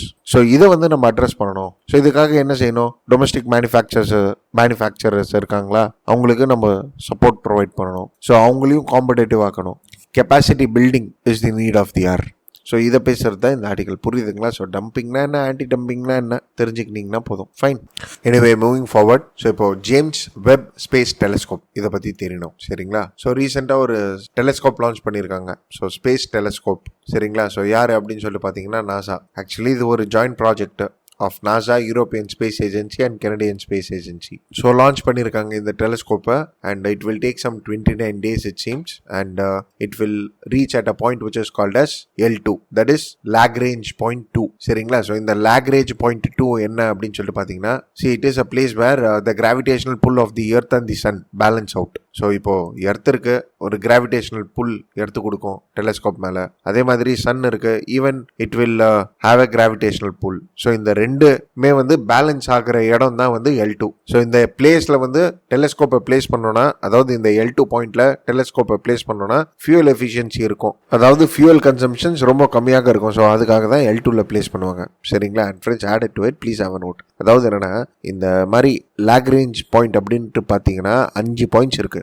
சரிங்களா? ஸோ இதெல்லாமே வந்து ஒரு பாயிண்ட் ஆஃப் ஈக்குலிபிரியம் அப்படின்னு சொல்லிட்டு நம்ம சொல்லலாம். ஸோ இந்த மாதிரி 5 பாயிண்ட்ஸ் இருக்கு. That is between earth and sun. So L1, L2, L3, L4, L5 அப்படின்ட்டு. ஸோ இது ஒரு ஆர்பிட் மாதிரி. இந்த பாயிண்டே வந்து ஒரு ஆர்பிட். சரிங்களா? So low earth orbit, middle earth orbit, high earth ஆர்பிட்ன்ற மாதிரி L1, L2, L3, L4, L5 ஆர்பிட்ஸ்ன்னு சொல்லிட்டு இருக்கு. ஸோ இந்த ஆர்பிட்ஸில் சேட்டலைட்ஸை பிளேஸ் பண்ணிட்டோம்னா it requires very little energy to maintain the orbit. சரிங்களா? ஸோ அதனால தான் L2ல பிளேஸ் பண்ணியிருக்காங்க. ஃபைன். சரி, ஓகே. இப்போ என்னதாங்க இது செய்யும் டெலஸ்கோப்பு அப்படின்னு சொல்லிட்டு பார்த்தீங்கன்னா, நாசா வெப்சைட்ஸில் இந்த பாயிண்ட்ஸ்லாம் கொடுத்துருக்காங்க. That is like to search the first galaxy that formed, அதே மாதிரி to determine how galaxy evolved, அதே மாதிரி to observe the formation of the stars, to measure the physical and the chemical properties of planetary systems. So இதெல்லாம் இந்த James Webb space telescope மூலியமாக தெரியும் அப்படின்னு சொல்கிறாங்க. சரிங்களா? ஸோ இப்போது இதெல்லாம் எப்படி சார் தெரியும் அப்படின்ட்டு பார்த்தீங்கன்னா, because it uses infrared spectrum. சரிங்களா? ஸோ எலக்ட்ரோ மேக்னெட்டிக் ஸ்பெக்ட்ரமில் UV, visible light, radio waves இது எல்லாமே தெரியும்னு சொல்ல நம்புறேன். So radio waves have longer wavelength. So இப்போ என்ன சொல்கிறாங்கன்னா, இன்ஃப்ராரெட் ரேஸ் இருக்குன்னு சொல்லிட்டு வைங்களேன். இப்போ பிக் பேங்லாம் நடந்திருக்கு, ஒரு galaxies and stars and planets have evolved. So இப்போ பிக் பேங் நடந்திருக்கு, அதுக்கப்புறம் யூனிவர்சஸ் லைக் எக்ஸ்பேண்டிங். ஸோ இப்போ ஒரு லைட்டு ட்ராவல் ஆகி வருது அப்படின்னு சொல்லிட்டு வைங்களேன், ஈவன் அதோடைய வேவ் லென்த், லைட்டோடைய வேவ் லென்த் வந்து எக்ஸ்பேண்ட் ஆகும். சரிங்களா? ஸோ வேவ் லென்த் எக்ஸ்பேண்ட் ஆச்சுன்னா இப்போ விசிபிள் லைட்லேருந்து it will turn into infrared. சரிங்களா? ஸோ இங்கே நான் கொடுத்துருக்கேன் பாருங்க, X rays, UV rays, visible, infrared, radio waves அப்படின்ட்டு. ஸோ இப்போ விசிபிள் லைட் இருக்குங்க, விசிபிள் லைட்டோடைய வேவ் லென்த் அதிகமாச்சுன்னா என்ன ஆகும்? இன்ஃப்ராரெட்டாக இருக்கும். புரியுதுங்களா? ஸோ இப்போ இந்த இன்ஃப்ராரெட் டெலஸ்கோப் மூலியமாக one can observe. Fine. So ஏன் இன்ஃப்ராரெட்டாக மாறுது யூவி லைட் அப்படின்னு சொல்லிட்டு பார்த்தீங்கன்னா, because universe is expanding, space is expanding. So அதனால this visible light before reaching the earth it turns into infrared rays. Simple as that. அவ்வளோதான். ரொம்ப போட்டு குழப்பிக்க வேண்டாம். ஸோ பிக் பேங் தியரினால தான் இன்ஃப்ராரெட் டெலஸ்கோப் யூஸ் பண்ண வேண்டியதாக இருக்கு. அண்ட் இந்த இன்ஃப்ராரெட் டெலஸ்கோப் நம்ம யூஸ் பண்ணுறதுனால தான் இந்த ஃபாலோயிங் அப்ஜெக்டிவ்ஸ் அச்சீவ் பண்ண முடியும் அப்படின்னு சொல்லிட்டு நம்ம சொல்லலாம். சரிங்களா? ஸோ இது என்ன சார், டைம் ட்ராவலா அப்படின்னு கேட்டிங்கன்னா, எஸ், டைம் ட்ராவல் தான். சரிங்களா? So it will take us to the past. It will show like what happened அப்படின்ட்டு. சரிங்களா? ஸோ இப்போது இதெல்லாம் ஓகே. இது டெலஸ்கோப்பு தானே. ஸோ டெலஸ்கோப்னா நம்ம பார்க்க தானே முடியும், பார்த்து என்னத்தை கண்டுபிடிச்சிட முடியும் அப்படின்ற மாதிரி கேட்டிங்கன்னா, இந்த டெலஸ்கோப்பில் ஒரு ஸ்பெக்ட்ரோஸ்கோப் பிளேஸ் பண்ணியிருக்காங்க. சரிங்களா? ஸோ ஒரு ஸ்பெக்ட்ரோஸ்கோப் வந்து it's and very key instrument which is placed in this. So இந்த ஸ்பெக்ட்ரோஸ்கோப் என்ன செய்யும்னா, இந்த லைட் ரேஸ் இருக்குது பாருங்க, இந்த லைட் ரேஸை அனலைஸ் பண்ணி என்ன இருக்குது அப்படின்னு சொல்லிட்டு நம்மளுக்கு காமிக்கும். சரிங்களா? ஸோ அதனால we can understand the composition, the temperature, what sort of object, இதெல்லாம் நம்மளுக்கு தெரிஞ்சிடும். ஸோ அதனால தான் நம்ம கம்போசிஷன் ஆஃப் ஸ்டார்ஸ்லாம் சொல்கிறோம் இல்லையா, இதெல்லாம் கண்டுபிடிக்கலாம். சரிங்களா? ஓகே. இப்போது இதுதான் ஃபர்ஸ்ட் ஆஃப் இட்ஸ் டைப்பா ஸ்பேஸில் ஒரு டெலஸ்கோப் பிளேஸ் பண்ணுறது. ஃபர்ஸ்ட் ஆஃப் ஆல் ஸ்பேஸில் ஏன் டெலஸ்கோப் பிளேஸ் பண்ணணும், இது சிம்பிள், நீங்களே சொல்லிடுவீங்க. பிகாஸ் அட்மாஸ்பியரிக் டிஸ்டர்பன்சஸ் இருக்காது. சிம்பிள். சரி, இப்போ இந்த மாதிரி ஒரு telescope first of its kind அப்படின்னு சொல்லி பார்த்தீங்கன்னா ஏற்கனவே லான்ச் பண்ணியிருக்காங்க. That is Hubble telescope. சரிங்களா? ஸோ ஹபிளுக்கும் இந்த வெப்புக்கும் என்ன டிஃபரன்ஸ் அப்படின்னு சொல்லிட்டு தெரிஞ்சுக்கோங்களேன் சிம்பிளாக. 3 விஷயங்க. ஃபர்ஸ்ட் ஒன் வந்து வேவ் லென்த்து, இந்த செகண்ட் ஒன் இஸ் சைஸ், அந்த third one is distance. So ஏன் நான் இப்படி சொல்கிறேன்னா மெயின்ஸில் ஆன்சர் ரைட்டிங் எழுதுறதுக்கு யூஸ்ஃபுல்லாக இருக்கும். சரிங்களா? ஸோ சைஸில் எது பெருசு? டெஃபினட்டாக இப்போ ஜேம்ஸ் வெப் தான் பெருசு. சரிங்களா? ஸோ இது வந்து 6.5 மீட்டர்ஸ் இன் டயாமீட்டர், இது வந்து 2.4 மீட்டர்ஸ் இன் டயாமீட்டர். சரிங்களா? ஸோ அதனால ஒரு லார்ஜர் வியூ எதுக்கு இருக்கும் அப்படின்னு சொல்லிட்டு பார்த்தீங்கன்னா ஜேம்ஸ் வெப்புக்கு இருக்கும். சரி, okay. Wave length, wave length இப்போ நம்ம பார்த்தோம் இன்ஃப்ராரெட் ரேஞ்சு. சரிங்களா? ஆனால் ஹபிள் இருக்கு தெரியுமா, it uses UV and visible light. So இப்போ வேவ் லென்த்து இன்ஃப்ராரெட்டுக்கு தான் அதிகமாக இருக்கும். சரிங்களா? அதே மாதிரி டிஸ்டன்ஸ், வெப்பு யூஸ் பண்ணி, அதாவது ஜேம்ஸ் வெப்பை நம்ம யூஸ் பண்ணி we can find or we can study the first formed galaxies, exoplanet. So எக்ஸோ பிளானட்ஸ்னா என்னது? A planet which is outside the solar system and even the birth of the star. ஆனால் ஹபிளில் இவ்வளோ possibilities இல்லை. சரிங்களா? So distance is more. And ஒரு layman டேர்மில் சொல்லணும்னு சொல்லிட்டு வைங்களேன், இந்த ஜேம்ஸ் வெப் டெலிஸ்கோப் இருக்கு இல்லையா, இதில் நீங்கள் ஒரு 25 காசு காயின் வச்சுருக்கீங்கன்னு சொல்லிட்டு வச்சுக்கோங்க உங்கள் கையில். 40 கிலோமீட்டர் தூரத்துலேருந்து கரெக்டாக அக்யூரேட்டாக பார்க்கலாம் இது வந்து 25 காசு காயின் அப்படின்ட்டு. சரிங்களா? ஸோ ஃப்ரெண்ட்ஸ், இப்போ பேசிக் இன்ஃபர்மேஷன் நான் சொல்லிட்டேன். அண்ட் இதை பேஸ் பண்ணி இன்ஃபர்மேஷன் நான் பேசணும்னா பேசிக்கினே போகலாம். லைக் என்னன்னா, ஒரு ஷீல்டு வச்சுருக்காங்க, சன் ஷீல்டு, அதே மாதிரி gold plated beryllium mirrors. So இப்போல்லாம் நான் பேசிக்கினே போகலாம். செகண்டரி மிரர்ஸ் எல்லாம் பேசிக்கினே போகலாம். ஸோ அவ்வளோலாம் அவசியம் இல்லை. At the end of the day we are going to write answers for 10 marks or maximum 15 marks. இதுக்கு இந்த பாயிண்ட்ஸ், இப்போ நம்ம பார்த்த points or more then enough. சரிங்களா? Anyway, moving forward, that is an article on Nord Stream pipeline. சரிங்களா? So what is this North Stream pipeline அப்படின்ற மாதிரி கேட்டிங்கன்னா, சிம்பிளாக தெரிஞ்சுக்கோங்க, ப்ரிலிம்ஸில் கேட்கறதுக்கு தான் வாய்ப்பு இருக்குது. சரிங்களா? ஸோ இப்போ மெயின்ஸில் எவ்வளோ தூரம் கேட்பாங்கன்னு சொல்லிட்டு தெரியல. Because our syllabus it's like Indian இன்ட்ரெஸ்ட்டை பேஸ் பண்ணி தான் இருக்குது. சரிங்களா? ஸோ இப்போ இந்த நார்த் ஸ்ட்ரீம் வந்து ரஷ்யா, யூஎஸ்ஏ, ஜெர்மனி உங்களுக்கு நடுவில் இருக்கிற விஷயம். But anyway, so what is this North Stream அப்படின்னு சொல்லிட்டு பார்த்தீங்கன்னா, சிம்பிளாக இது ஒரு கேஸ் பைப்லைனுங்க. சரிங்களா? ஸோ இந்த ஒரு இமேஜ் பார்த்தீங்கன்னாலே உங்களுக்கு தெரியும். ஸோ இது ரஷ்யா. ஸோ இது ஒரு பச்சை கலராக ஒரு லைன் போது பாருங்க. ஸோ இது ஏற்கனவே ஒரு பைப்லைன் லெவி பண்ணிட்டாங்க. சரிங்களா? ஸோ அழகா ரஷ்யாலேருந்து ஜெர்மனிக்கு போயிடுது வியா பால்டிக் சி. சரிங்களா? சரி, ஓகே. இப்போ இந்த ரெட் கலர்ல லைன் இருக்கே சார், இது என்னது சார்னா, இது வந்து நார்த் ஸ்ட்ரீம் 2. சரியா? ஸோ இது இன்னொரு பைப்லைன். அண்ட் இந்த பைப்லைன் கன்ஸ்ட்ரக்ட் பண்ணிட்டாங்க, கன்ஸ்ட்ரக்ட் பண்ணி முடிச்சாச்சு. ஆனால் இது ரன்னிங்ல இல்லை. சரிங்களா? ஸோ கொஞ்சம் ஃபேக்சுவல் இன்ஃபர்மேஷன் பேசணும் அப்படின்னு சொல்லிட்டு வைங்களேன். நார்த் ஸ்ட்ரீம் வந்து 2011 எடுத்துட்டு வந்தாங்க. And it is like approximately 1200 kilometres. And north stream 2 இருக்கு பாருங்க. நார்த் ஸ்ட்ரீம் 2 வந்து இப்போதான் ஜூன் 2021 அப்போ கம்ப்ளீட் பண்ணாங்க. அண்ட் இது வந்து கிட்டத்தட்ட இந்த சேம் கிலோமீட்டர்ஸ் தான், 1224 கிலோமீட்டர்ஸ் போல இருக்கும். சரிங்களா? அண்ட் கெப்பாசிட்டி அப்படின்னு சொல்லிட்டு பார்த்தீங்கன்னா 55 billion tons of natural gas export பண்ற கெப்பாசிட்டி இருக்கு நார்த் ஸ்ட்ரீமுக்கு. இது நார்த் ஸ்ட்ரீம் 2க்கு வந்து அப்படியே டபுள், 110 பில்லியன். சரிங்களா? And what we can tell is like this pipeline is like economical. That is it is economical for Germany. அதே மாதிரி it is shortest route and environment friendly also. சரிங்களா? சரி, okay. இப்போ இந்த நார்த் ஸ்ட்ரீம் 2 இருக்கு பாருங்க, இது கன்ஸ்ட்ரக்ட் பண்ணியாச்சு, ஆனால் இம்ப்ளிமெண்ட் பண்ணல. இதுதான் ப்ராப்ளம். ஏன் இம்ப்ளிமெண்ட் பண்ண மாட்டேன்றாங்க அப்படின்னு சொல்லி பார்த்தீங்கன்னா, 4 பாயிண்ட் சிம்பிளாக தெரிஞ்சுக்கோங்க. First, dependency. சரிங்களா? ஸோ நம்ம என்ன சொல்லலாம்னா, ஏற்கனவே யூரோப், சரியா, யூரோப் தன்னுடைய எனர்ஜிக்காக ரஷ்யா மேலே டிபெண்டாக இருக்கு. ஸோ கிட்டத்தட்ட 40% of the energy of Europe comes from Russia. சரிங்களா? And nations like Germany, Poland எல்லாமே ரஷ்யா மேலே டிபெண்டாக இருக்கிறாங்க. சரிங்களா? இது வந்து நார்த் ஸ்ட்ரீம் 1 இருக்கும் போதே, இப்போ நார்த் ஸ்ட்ரீம் 2 வந்துருச்சுன்னு சொல்லிட்டு வைங்களா, இந்த டிபெண்டன்சி அப்படியே பயங்கரமா அதிகமாயிடும். And Europe or USA don't want that. சரிங்களா? சரி, ஃபர்ஸ்ட் வந்து dependency. Second one is USA. USA என்ன சொல்றாங்கன்னா, யூரோப்பு அவங்க கிட்ட இருக்கிற நேச்சுரல் கேஸ் வாங்கணும் அப்படின்னு நினைக்கிறாங்க, லிக்விஃபைட் நேச்சுரல் கேஸ். சரி, ஓகே. இது வந்து மைனர் ரீசன் தான். பட் மேஜரான ரீசன் வந்து தேர்ட் ரீசன், யுக்ரைன். சரிங்களா? ஸோ இப்போ ரஷ்யா எங்க இருக்கு? ரஷ்யா கீழே யுக்ரைன் இருக்கா? ஸோ இந்த யுக்ரைன் மூலியமாகவே போலாண்டு, ஜெர்மனிக்கு போகலாம். இப்போ போலாண்டுக்கும் கிடைச்சிடும் அப்படியே இந்த கேஸு, அதாவது நேச்சுரல் கேஸு. ஆனால் யுக்ரைன் மூலியமாக எதுக்கு போகணும் அப்படின்னு சொல்லிட்டு பார்த்தீங்கன்னா, இப்போ யுக்ரைன் மூலியமாக போகுதுன்னு சொல்லிட்டு வைங்களேன், தென் அவங்களுக்கு வந்து டிரான்சிஸ்ட் ஃபீஸ் கிடைக்கும், அதாவது டிரான்ஸ்போர்ட்டேஷன் சார்ஜஸ்ன்னு சொல்கிற மாதிரி. ஸோ இது வந்து யுக்ரைனுக்கு வந்து ஒரு ஃபேவரபிள் சுச்சுவேஷனாக இருக்கும். அண்ட் எக்கானமியை ரிவைவ் பண்ணுறதுக்காக ஒரு ஆப்பர்ச்சுனிட்டியாகவும் இருக்கும். ஏன்னா ஏற்கனவே மிலிட்ரியை வந்து டிப்ளாய் பண்ணிட்டாங்க யுக்ரைனில் ரஷ்யா. ஸோ இந்த மாதிரி ஒரு டைமில் டிரான்சிட் சார்ஜஸ், டேக்ஸு, டியூட்டி அந்த மாதிரி லெவி பண்ணி வாங்கலாம் யுக்ரைன். ஸோ யுக்ரைன் என்ன சொல்கிறாங்கன்னா இந்த பைப்லைன் வந்து எங்கள் மூலியமாக போட்டோம் அப்படின்றாங்க. ஸோ ஏற்கனவே இப்போ லேண்ட் ரூட் இருக்குது, இது வந்து பால்டிக் சி மூலியமாக போகுது. பட் ஏற்கனவே இருக்கிற லேண்ட் ரூட் அப்படின்னு சொல்லிட்டு பார்த்தீங்கன்னா யுக்ரைன் மூலியமாக தான் போகுது. ஸோ இதே தான் ஃபாலோ பண்ணணும் அப்படின்னு சொல்லிட்டு யுக்ரைன் நினைக்கிறாங்க. சரிங்களா? And the fourth point is like Europe Nations எல்லாருமே என்ன நினைக்கிறாங்கன்னா நாளைக்கு ரஷ்யா இதை ஒரு வெப்பனரியாக யூஸ் பண்ணக்கூடாது. சரிங்களா? ஸோ எனர்ஜி எங்ககிட்ட தான் இருக்கு, நான் சொல்றது கேளு, இல்லைன்னா கட் டவுன் பண்ணிடுவேன் எனர்ஜியை அப்படின்னு சொல்ற மாதிரி ஒரு சுச்சுவேஷன் ப்ரிவலண்டாக இருக்கக்கூடாது. புரியுதுங்களா? சரி, ஓகே. இப்போ யூஎஸ்ஏவும் ப்ரெஷர் பண்ணிக்கினே இருக்கிறாங்க, Europe you kindly don't bring it அப்படின்ற மாதிரி. சரி, ஓகே. இப்போ இதுதாங்க இஷ்யூ. பட் ஹவெவர் இந்த ஆர்டிக்கல்ல என்ன சொல்ல வராங்கன்னா இப்போ யூஎஸ்ஏ ஒத்துக்குனாங்க அப்படின்ற மாதிரி சொல்ல வராங்க. ஏன்னா இந்த கம்பெனி யார் கன்ஸ்ட்ரக்ட் பண்ணாங்களோ இந்த நார்டு 2 கேஸ் பைப்லைனை அவங்க மேலேயே சாங்ஷன்ஸ் லெவி பண்ணியிருந்தாங்க யூஎஸ்ஏ. பட் ஆனால் இப்போ ஓகேன்றாங்க. ஏன் ஓகேன்றாங்க அப்படின்னு சொல்லிட்டு பார்த்தீங்கன்னா பிகாஸ் யூஎஸ்ஏ அண்ட் யூரோப்புக்கு நடுவில் ஒரு டீல் வந்துருச்சு. என்ன டீல் அப்படின்னு சொல்லிட்டு பார்த்தீங்கன்னா சிம்பிளாக சொல்லிடுறேன். அதாவது என்னன்னா சாங்ஷன்ஸ். ஸோ சாங்ஷன்ஸ்ல என்னன்னா if at all in case ஃபியூச்சர்ல ரஷ்யா இந்த எனர்ஜியை வச்சு இது ஒரு வெப்பனாக யூஸ் பண்றாங்க ஒரு பிளாக்மெயில் பண்றாங்க அப்படின்னு சொல்லிட்டு வைங்களேன், தென் யூரோப்பியன் யூனியன் சாங்ஷன்ஸ் எடுத்துட்டு வந்துடணும். அண்ட் இது வரையும் இல்லாமல் யுக்ரைனுக்கு என்ன சொல்றாங்கன்னா டிரான்சிஸ்ட் ஃபீஸ் அவங்க ஏற்கனவே கொடுத்துட்டு வராங்க ரஷ்யா. ஸோ இது வந்து இன்னொரு 10 வருஷத்துக்கு எக்ஸ்டெண்ட் பண்ணணும் அப்படின்ற மாதிரி யூரோப்பியன் யூனியன் வந்து ஒரு டிமாண்ட் வைக்கணும்னு சொல்லிட்டு சொல்றாங்க. அண்ட் இது வரையும் இல்லாம Germany should provide funding for Ukraine. சரிங்களா? ஏன்னா யுக்ரைனும் வந்து they are depend on Russia for energy. ஆனா அவங்க என்ன யோசிக்கிறாங்கன்னா யுக்ரைனை ஹைட்ரஜன் பவர் நம்ம டெவலப் பண்ணிடலாம், hydrogen energy based power system நம்ம டெவலப் பண்ணிடலாம், நம்ம இண்டிபெண்டாக இருக்கலாம், ரஷ்யா மேலே டிபெண்டாக வேணான்னு சொல்லிட்டு. ஸோ அதுக்காக ஃபண்டிங் பண்ணணும் அப்படின்னு சொல்லிட்டு சொல்றாங்க.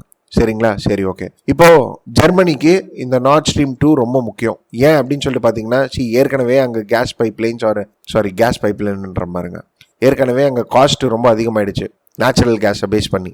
அண்ட் இந்த ப்ராஜெக்ட் டிலே ஆகிறது வந்து இன்னும் ஒரு வரிங் ஃபேக்டராக இருக்குது அங்கே இருக்கிற இண்டஸ்ட்ரீஸுக்கு எல்லாருமே. அண்ட் COVID-19 அப்புறம் இப்போ தான் எக்கனாமியும் ரிகவரி ஆகிட்டே இருக்குது. சரிங்களா? And it is said that this pipeline is more important to Germany than Russia because Russia can easily sell this gases to other nations like China and Asian nations. So இப்போ டாப்பி pipeline இருக்கு இல்லையா, அப்படியே Russia அங்கேருந்தே இந்தியாவுக்கு அனுப்பிச்சிடலாம் நினச்சா.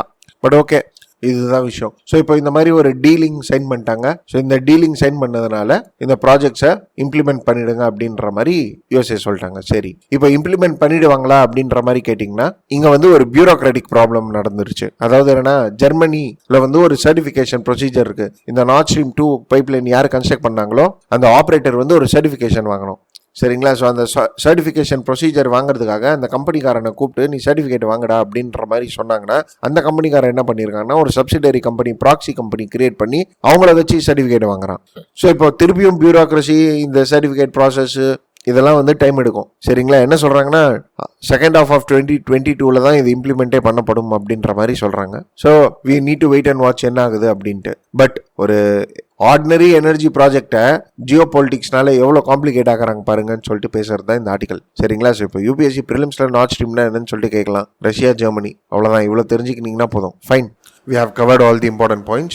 Anyway, moving forward to the next article. So இப்போ next article பார்த்தீங்கன்னு வைங்களேன், இதை பேஸ் பண்ணி திருப்பி ஒரு 2 ஆர்டிகல் வந்திருக்கு. That is killing the license and foreign funds and the missionaries of charity அப்படின்ட்டு. ஸோ NGO ஃபண்டிங்கை பேஸ் பண்ணி வந்திருக்கிற ஆர்டிகல் இது. So first will see the background and then this article. சரிங்களா? ஸோ இப்போ ஃபாரின் கான்ட்ரிபியூஷன்ஸ் பற்றி உங்களுக்கு தெரியணும். So friends, foreign contribution act அப்படின்னு சொல்லிட்டு பார்த்தீங்கன்னா ஃபர்ஸ்ட் எப்போ எடுத்துகிட்டு வந்தாங்கன்னா 1976. அதுக்கப்புறம் 2010 இது அமெண்ட் பண்ணாங்க. அண்ட் 2020 இப்போ ரீசெண்டாக அமெண்ட் பண்ணியிருக்காங்க. சரிங்களா? சரி, ஓகே. இப்போ what is this all about அப்படின்னு சொல்லி பார்த்தீங்கன்னா this is all about foreign contribution. பேர்லேருந்தே தெரியலையா, ஃபாரின்லேருந்து வர donations or any transfer of currency or security or article இதை வந்து ரெகுலேட் பண்ணுவாங்க. சரிங்களா? ஸோ இந்த ஆக்டில் என்ன சொல்கிறாங்க அப்படின்னு சொல்லி பார்த்தீங்கன்னா வர பணம் ஒரு நல்ல இன்டென்ஷனோட வரணும், வெல்ஃபேர் அப்ஜெக்டிவோட வரணும். சரிங்களா? It should not be against national interest. சரிங்களா? அண்ட் இது வரையும் இல்லாமல் who regulates this FRCA act அப்படின்ற மாதிரி பார்த்தீங்கன்னா it is ministry of home affairs. சரி, ஹோம் அஃபேர்ஸ் ஏன்டா இதை ரெகுலேட் பண்ணுது அப்படின்னு சொல்லிட்டு சுப்ரீம் கோர்ட்டே கேட்கும் போது இவங்க என்ன சொல்கிறாங்கன்னா இங்கே ஃபாரின்லேருந்து வர பணம் உங்களுக்கு தெரியலங்க, இது நக்சலிசம்ஸ் யூஸ் பண்ணுறாங்க அண்ட் நேஷனல் இன்ட்ரெஸ்ட்க்கு அகைன்ஸ்டாக யூஸ் பண்ணுறாங்க. ஸோ இதை வந்து ட்ராக் பண்ண வேண்டியது ஹோம் மினிஸ்ட்ரியோட கடமை அப்படின்னு சொல்லிட்டு சொல்லியிருக்காங்க. சரிங்களா? சரி, ஓகே. இப்போ what are the important provisions of this act, இதுதான் உங்களுக்கு தெரியணும். Important provisions of the act அப்படின்னு சொல்லிட்டு பார்த்தீங்கன்னா ஃபர்ஸ்ட் வந்து வந்து prohibition to accept foreign contribution. அதாவது என்னன்னா யாரெல்லாம் ஃபாரின் டொனேஷன்ஸ் வாங்க முடியாது அப்படின்னு சொல்லிட்டு பார்த்தீங்கன்னா முக்கியமாக தெரிஞ்சுக்கோங்க. Political parties, member of legislature, member of parliament, newspaper editors, publishers, judges, government servants, public servants, election candidates இவங்களாம் வாங்க முடியாது. பொலிட்டிக்கல் பார்ட்டிஸ் வாங்க முடியாதா சார் அப்படின்ற கேட்டிங்கன்னா ஆமாம் வாங்க முடியாது. பட் ஆனால் இதை வந்து அமெண்ட் பண்ணிட்டாங்க. எப்படி அமெண்ட் பண்ணாங்கன்னா, இஃப் அட் ஆல் அந்த கம்பெனியில் வந்து 50% இந்தியன் ஈக்விட்டி இருக்குன்னு சொல்லிட்டு வைங்களா, தென் பொலிட்டிக்கல் பார்ட்டிஸ் வாங்கலாம்னு சொல்லிட்டு முடிவு பண்ணிட்டாங்க. புரியுதுங்களா? Anyway public servants is there. சரிங்களா? ஸோ பப்ளிக் சர்வெண்ட்னா கவர்மெண்ட்ல சர்வீஸ் பண்ணுறவர், ஒரு பப்ளிக் டியூட்டி பண்ணுறவர் பப்ளிக் சர்வெண்ட். ஸோ இவங்களாம் ஃபாரின் கான்ட்ரிபியூஷன் வாங்கவே முடியாது. சரிங்களா? அதே மாதிரி டிரான்ஸ்ஃபரை பற்றி பேசுகிறாங்க. டிரான்ஸ்ஃபர்னா என்னன்னா, சரி யாரெல்லாம் ஃபாரின் கான்ட்ரிபியூஷன் வாங்கணும்னு நினைக்கிறாங்களோ அவங்க வந்து ஃபர்ஸ்ட் ரெஜிஸ்ட்ரேஷன் பண்ணணும். யாருக்கிட்ட? ஹோம் மினிஸ்டர் கிட்ட. அண்ட் இது வரையும் இல்லாமல் இந்த ஃபாரின் பணம் வருது பாருங்க, அதாவது இந்த பணம் வருது பாருங்க, இது வந்து இன்னொரு அக்கௌண்ட்டுக்கும் வந்து நீங்கள் இன்னொரு பர்சனுக்கு டிரான்ஸ்ஃபர் பண்ண முடியாது. இன்னொரு பர்சனுக்கு டிரான்ஸ்ஃபர் பண்ண முடியாதுன்னா ஒரு இன்னொரு பர்சன் என்பவர் வந்து இண்டிவிஜுவல் அசோசியேஷன் ஒரு கம்பெனியாக கூட இருக்கலாம்.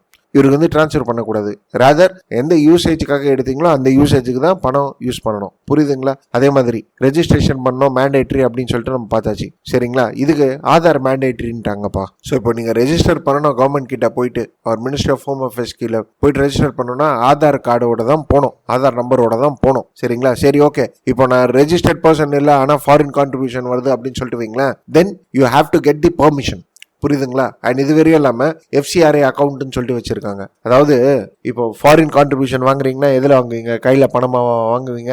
இல்லை, பேங்க்ல தான் வாங்குவீங்க. ஸோ ஒரு சிங்கிள் பிரான்ச் அக்கௌண்ட்ல தான் அக்கௌண்ட் வச்சிருக்கணும். ஸோ இந்த அக்கௌண்ட்ல தான் பணம் வாங்கணும். இந்த அக்கௌண்ட்ல மற்ற டிரான்சாக்ஷன்லாம் நீங்கள் பண்ணக்கூடாதுன்னு சொல்லிட்டு சொல்லியிருக்காங்க. சரிங்களா? ஸோ இந்த பில்லையே இப்படி தான் எழுதியிருக்காங்க. No funds other than foreign contribution should be received or deposited in this account. So foreign கான்ட்ரிபியூஷனுக்காகவே தனி அக்கௌண்ட் இருக்கணுங்க, மெயின்டைன் பண்ணணும். அதே மாதிரி ரெஸ்ட்ரிக்ஷன்ஸ் இந்த யூட்டிலைசேஷன். ஸோ என்ன சொல்ல வராங்கன்னா, இப்போ ஒரு பர்சன் ஃபாரின் கான்ட்ரிபியூஷன் அவருக்கு வந்துருச்சு, ஃபாரின் அக்கௌண்ட்ஸ்லேருந்து பணம் வந்துருச்சு. இப்போ அந்த பணத்தை வந்து இவர் மிஸ்யூஸ் பண்ணுறாரு அப்படின்ற மாதிரி தெரிஞ்சு போச்சுன்னு சொல்லிட்டு வைங்களேன், தென் அந்த அக்கௌண்ட் வந்து ஃப்ரீஸ் பண்ணுறாங்க. அவர் அந்த பணத்தை யூஸ் பண்ணவே முடியாது. அண்ட் இது வரையும் இல்லாமல் அக்கௌண்ட்டை ஃப்ரீஸ் பண்ணிட்டாங்கன்னா ஃபர்தராக பணம் கூட அவங்களுக்கு டொனேஷன் வாங்க முடியாது. அண்ட் டொனேஷன் வாங்கணும்னா அப்ரூவல் வாங்கிட்டு தான் வாங்கணும் கவர்மெண்ட் கிட்டேருந்து.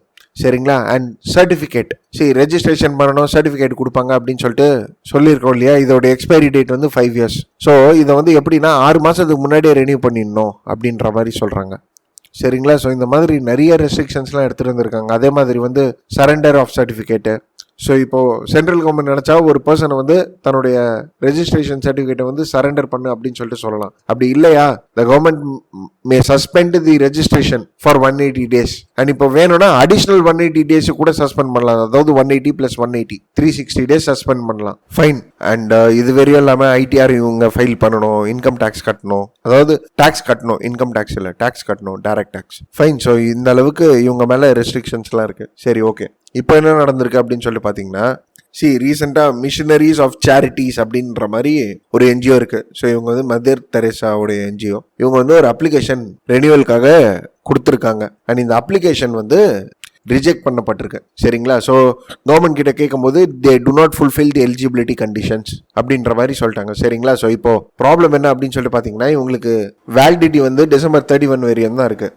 அதாவது இயர் எண்ட் வேரியன் தான் இருக்குது. இப்போ புது வருஷம் வந்துருச்சுன்னு சொல்லிட்டு வைங்களேன், இவங்க அக்கௌண்ட் ஃப்ரீஸ் ஆகிடும். இப்போ அக்கௌண்ட் ஃப்ரீஸ் ஆகிடுச்சு அப்படின்னு சொல்லிட்டு வைங்களேன், இவங்க வந்து 25% ஆஃப் தி ஃபண்ட்ஸ் தான் யூஸ் பண்ண முடியும். அண்ட் ஃபாரின் கான்ட்ரிபியூஷன் வாங்க முடியாது வெளிநாட்டிலேருந்து. ஏன்னா அப்படியே வாங்கணும்னா மினிஸ்ட்ரியோட அப்ரூவல் வாங்கணும். ஸோ இதுதான் இப்போ problem. Anyway coming to the article, killing the licence. So இந்த ஆர்டிகல் என்ன சொல்ல வராங்கன்னா, NGOs இவங்களை வந்து பிழிஞ்சு எடுக்கிறாங்க, that is ministry of home affairs. And இது வரையும் இல்லாமல் கிட்டத்தட்ட 22,000 அப்ளிகேஷன்ஸ் இருக்குங்களாமா. இவங்களை வந்து இன்னும் ஸ்க்ரூட்டனைஸே பண்ணல அண்ட் ரெனியூவல் பண்ணலையா ministry of home affairs. So இப்போ இவங்களை ரெனியூவல் பண்ணல அப்படின்னு சொல்லிட்டு வைங்களேன், December 31 இவங்களுடைய டெட்லைன் முடிஞ்சிடும் அண்ட் இவங்களுடைய அக்கௌண்ட்ஸ் எல்லாம் ஃப்ரீஸ் ஆகிடும். அண்ட் இதில் ஒன் ஆஃப் தி NGOs தான் இந்த மிஷனரி ஆஃப் சேரிட்டி மதர் தெரேசாவுடையது. அண்ட் இவங்க வந்து கிட்டத்தட்ட ஒரு 200 ஹோம்ஸ் வச்சு நடத்துகிறாங்க. இவங்களுடைய ஃபண்டிங்கை வந்து ஃப்ரீஸ் பண்ணிட்டாங்கன்னா எப்படி இருக்கும்? ஸோ ஆனால் கவர்மெண்ட் என்ன சொல்கிறாங்கன்னா, கவர்மெண்ட்டு நாங்கள் வந்து அக்கௌண்ட் அண்ட் ஆடிட் ப்ரொசீஜர்ஸ் நாங்கள் ஃபாலோ பண்ணின்னு இருக்கோம் அண்ட் கூடிய சீக்கிரமாகவே நாங்கள் அப்டேட் கொடுத்துருவோம், நாங்கள் எந்த அக்கௌண்ட்டையும் ஃப்ரீஸ் பண்ண சொல்லலாம் அப்படின்னு சொல்லிட்டு சொல்கிறாங்க. பட் ஆனால் இந்த ஆர்டிகல் என்ன சொல்ல வராங்கன்னா, இது என்ன தெரியுது அப்படின்னு சொல்லிட்டு பார்த்தீங்கன்னா, இப்போ இருக்கிற பிரசன்ட் கவர்மெண்ட்டு ஏதாவது இந்த ரிலீஜியஸ் ரிலீஜியஸ் பேஸ்டு சேரிட்டிஸ் இருக்கு, ரிலீஜியஸ் என்ஜிஓஸ் இருக்கு, ஸ்லேவரி என்ஜிஓஸ் இருக்குன்னா இவங்களுக்கு அகைன்ஸ்டாக இந்த மாதிரி தான் ஒர்க் பண்றாங்கன்னு சொல்லிட்டு கிரிட்டிசைஸ் பண்றாங்க. ஸோ இப்போ பார்த்தீங்கன்னா நிறைய என்ஜிஓஸோட எக்ஸாம்பிள் எடுக்கிறாங்க. For example Amnesty International, Greenpeace India, சரிங்களா, so Compassion International, Gates Foundation, இவங்க எல்லாம் they have lost license. So இந்த ஆர்டிகல்ல என்ன சொல்ல வராங்கன்னா, இந்த ஆர்கனைசேஷன்ஸ்லாம் இன்டர்நேஷ்னலி ரினவுண்ட் ஆர்கனைசேஷன்ஸ், இவங்களுடைய பேரு சேரிட்டிக்காகவே இருக்கிற ஆர்கனைசேஷன்ஸ், இவங்களை நீங்கள் லைசன்ஸ் கொடுக்காம வச்சிருக்கீங்க. ஸோ இப்போ நீங்க உண்மையாலேயே நேஷனல் இன்ட்ரெஸ்ட்காக தான் ஒர்க் பண்ணணும் அப்படின்னு சொல்லிட்டு வைங்களேன், தென் கவர்மெண்ட் என்ன பண்ணிருக்கணும், நீங்க டிரான்ஸ்பரண்டாக இருந்திருக்கணும். ஆனா நீங்க எப்படி இருக்கிறீங்க தெரியுமா, லைக் சைனா அண்ட் ரஷ்யா மாதிரி இருக்கிறீங்க. ஏன்னா சைனா அண்ட் ரஷ்யால தான் என்ன செய்வாங்கன்னா என்ஜிஓ லாஸ் எடுத்துட்டு வந்து அவங்களுக்கு அகைன்ஸ்டாக இருக்கிற கிரிட்டிசிசம் ஒரு டிசென்ட்டை வந்து சப்ரெஸ் பண்ணுவாங்க. ஸோ அதுதான் இங்க பண்ணியிருந்திருக்கீங்க. அண்ட் இது வரையும் இல்லாம இப்போ இதே எஃப்சிஆர்ஏ வந்து ஃபாரின் கான்ட்ரிபியூஷன்ஸ் எங்களுக்கு தேவையில்லை என்ஜிஓக்காகன்னு சொல்றவங்க பொலிட்டிக்கல் பார்ட்டிஸுக்கும் இதே ரூல்ஸ் எடுத்துட்டு வர வேண்டியதானே. ஆனா ஃபாரின் ஃபண்ட்ஸ் நீங்க எலக்டோரல் பாண்ட்ஸ் மூலியமாக வாங்குறீங்களே, இது நியாயமா? ஏற்கனவே India is facing the impacts of COVID-19 pandemic and long term economic crisis is there. People are like in poverty line, inequality அதிகமாக இருக்கு and already charity work has like declined. சரிங்களா, so இந்த மாதிரி ஒரு டைம்ல philanthropical effort is the need of the hour and government இந்த மாதிரி steps எடுத்துட்டு வர்றது இஸ் inappropriate அப்படின்னு சொல்லி பேசுறது தான் இந்த ஆர்டிகல். புரியுதுங்களா? ஸோ ஃபாரின் கான்ட்ரிபியூஷன் ரெகுலேஷன்ஸ் ஆக்ட்னா என்ன அப்படின்னு சொல்லிட்டு கேட்கலாம். பட் எஸ் ரோல் ஆஃப் என்ஜிஓஸ்ன்னு சொல்லிட்டு இருக்கு GS பேப்பர் 2ல. ஸோ அந்த டாபிக் ஸ்கில்ல நீங்க இது பிளேஸ் பண்ணலாம். Fine. Anyway moving forward, should vaccination be made mandatory? So ஃப்ரெண்ட்ஸா, சரி இந்த ஆர்டிகல் எக்ஸ்பிளைன் பண்றதுல ஒண்ணுமே இல்லை. பட் இந்த ஆர்டிகல்ல இருந்து ஒரு பாயிண்ட் ரொம்ப முக்கியம். அதாவது என்னன்னா, இப்போ உங்களுக்கு வேக்சின் போடணும்னு சொல்லிட்டு வைங்களேன், நீங்க என்ன சொல்லுவீங்க, இது என்னோட இண்டிவிஜுவல் ரைட்டுன்னு சொல்லுவீங்க. சரிங்களா, ஸோ எனக்கு இஷ்டம் இருந்தா போட்டுப்பேன், இல்லை போட மாட்டேன்னு சொல்லிட்டு சொல்லுவீங்க. ஆத்தர் இங்க என்ன சொல்ல வர்றாருன்னா, உன்னோட இண்டிவிஜுவல் ரைட்டுன்னு சொல்றீங்களா, சரி ஓகே ரைட், பட் அது எப்போ தெரியுமா, when it does not impact others. But ஆனா இப்போ இந்த COVID-19 பேண்டமிக் சிச்சுவேஷன்ல நீங்க ரைட்ஸ் ஆஃப் தி கம்யூனிட்டின்னு சொல்லிட்டு எடுத்து பார்க்கும்போது, ரைட்ஸ் ஆஃப் தி கம்யூனிட்டியா இல்ல இண்டிவிஜுவல் ரைட்ஸான்னு சொல்லிட்டு பார்க்கும்போது ரைட் ஆஃப் தி கம்யூனிட்டி தான் நம்ம ப்ரிஃபரன்ஸ் கொடுக்கணும். ஏன்னா நீங்க வேக்சின் போடலன்னா உங்களால மத்தவங்க இம்பாக்ட் ஆவாங்க. So individual rights can be curtailed for the rights of the community. So 4 பேர் நல்லா இருக்கணும்னா எதுவும் செய்யலாம் அப்படின்னு சொல்ற கான்செப்ட் போல. But anyway yes, this is the whole idea behind this article. Fine. Anyway, moving forward. So friends, 1ஆம் தேதி 2 articles ரொம்ப important. One is like needless provocation and in the unfortunate ideological shift in the judiciary. So இது ரெண்டுமே கதை மாதிரி தெரிஞ்சுக்கினீங்கனாலே போதும். சரிங்களா? So இப்போ இந்த நீட்லெஸ் ப்ரொவோகேஷன் ஆர்டிகல் பார்த்தீங்கன்னா, என்ன இருக்குன்னா, சைனா ரீசெண்டாக அருணாச்சல் பிரதேஷ்ல இருக்கிற 15 பிளேசஸோடைய நேமை வந்து சேஞ்ச் பண்ணியிருக்காங்க. சரிங்களா? ஸோ அருணாச்சல் பிரதேஷ் வந்து சைனாவுடைய பாட்டு அப்படின்னு சொல்லிட்டு அவங்க நினைச்சுக்கிறாங்க. That is Arunachal belongs to South Tibet அப்படின்ற மாதிரி அவங்க இந்த ஸ்டெப் எடுத்துட்டு வந்திருக்காங்க. இதுக்கு இந்தியன் ரெஸ்பான்ஸ் என்னவாக இருந்திருக்குன்னு சொல்லிட்டு பாத்தீங்கன்னா, பேரை சேஞ்ச் பண்ணா ஒன்றும் ஆக போறது இல்லை, கிரவுண்ட் ரியாலிட்டி சேஞ்ச் ஆகணும். சரியா? So analyse the ground reality and Arunachal Pradesh happens to be an integral part of India அப்படின்னு சொல்லிட்டு சொல்லியிருக்காங்க. சரிங்களா? Plus added to it, this is not the first time China இந்த மாதிரி ஸ்டெப்ஸ் எடுத்துட்டு வர்றது. 2017லயும் இந்த மாதிரி ஸ்டெப்ஸ் எடுத்துட்டு வந்திருக்காங்க. 6 பிளேசஸோடைய நேமை வந்து சேஞ்ச் பண்ணாங்க. ஸோ சிம்பிளாக என்ன தெரியுதுன்னா, China wants to claim the whole ஸ்டேட்னு சொல்ற மாதிரி தெரியுது. சரி ஓகே, இப்போ இதுல ஒரு சில விஷயங்கள் நம்ம பார்க்க வேண்டியதாக இருக்கு. அதாவது என்னன்னா, ஃபர்ஸ்ட் ஏற்கனவே லைன் ஆஃப் ஆக்சுவல் கண்ட்ரோல்ல இந்தியா அண்ட் சைனாக்கு நடுவில் பார்டர் டென்ஷன்ஸ், ஏற்கனவே சைனீஸ் ஆர்மி உள்ள வந்துட்டாங்க. உள்ள வந்ததுக்கப்புறம் சைனா என்ன பண்ணியிருக்காங்க அப்படின்னு சொல்லி பார்த்தீங்கன்னா, மார்ச் 21ல ஒரு புது லா ப்ரொபோஸ் பண்ணியிருக்காங்க. அதாவது என்னன்னா, Chinese government will take steps to safeguard the Chinese territory அப்படின்ற மாதிரி. அதாவது என்னன்னா, உள்ள வந்துட்டாங்க, புது பார்டர் லைன் இதுன்னு சொல்லிட்டு ஒரு புது லா எஸ்டாப்ளிஷ் பண்ணிட்டு இந்த பார்டர் லைனை தான் நாங்கள் இனிமேல் ப்ரொடெக்ட் பண்ண போறோம் அப்படின்ற மாதிரி. சரிங்களா? இது வரையும் இல்லாமல் இப்போ இந்த நேம் சேஞ்சஸ் எடுத்துட்டு வந்து இந்தியாவை திருப்பியும் ப்ரொவோக் பண்ண பார்க்குறாங்க. சரி ஓகே, இப்போ சைனா ஏன் இப்படி பண்றாங்கன்னு சொல்லிட்டு கேட்கும்போது சைனா என்ன சொல்றாங்கன்னா, இது வந்து எங்களுடைய இன்டர்னல் இஷ்யூ, இது வந்து எங்களுடைய சாவர்னிட்டி அப்படின்றாங்க. அப்போ இந்தியா என்ன சொல்றாங்கன்னா, சரி இது உங்களுடைய சாவர்னிட்டில, அப்போ அதே மாதிரி தானே ஜம்மு அண்ட் காஷ்மீர்ல நாங்கள் UT ஸ்டேட்டஸ்லாம் எடுத்துட்டு வந்தோம். ஸோ அப்போ அது எங்களுடைய சாவர்னிட்டி தானே.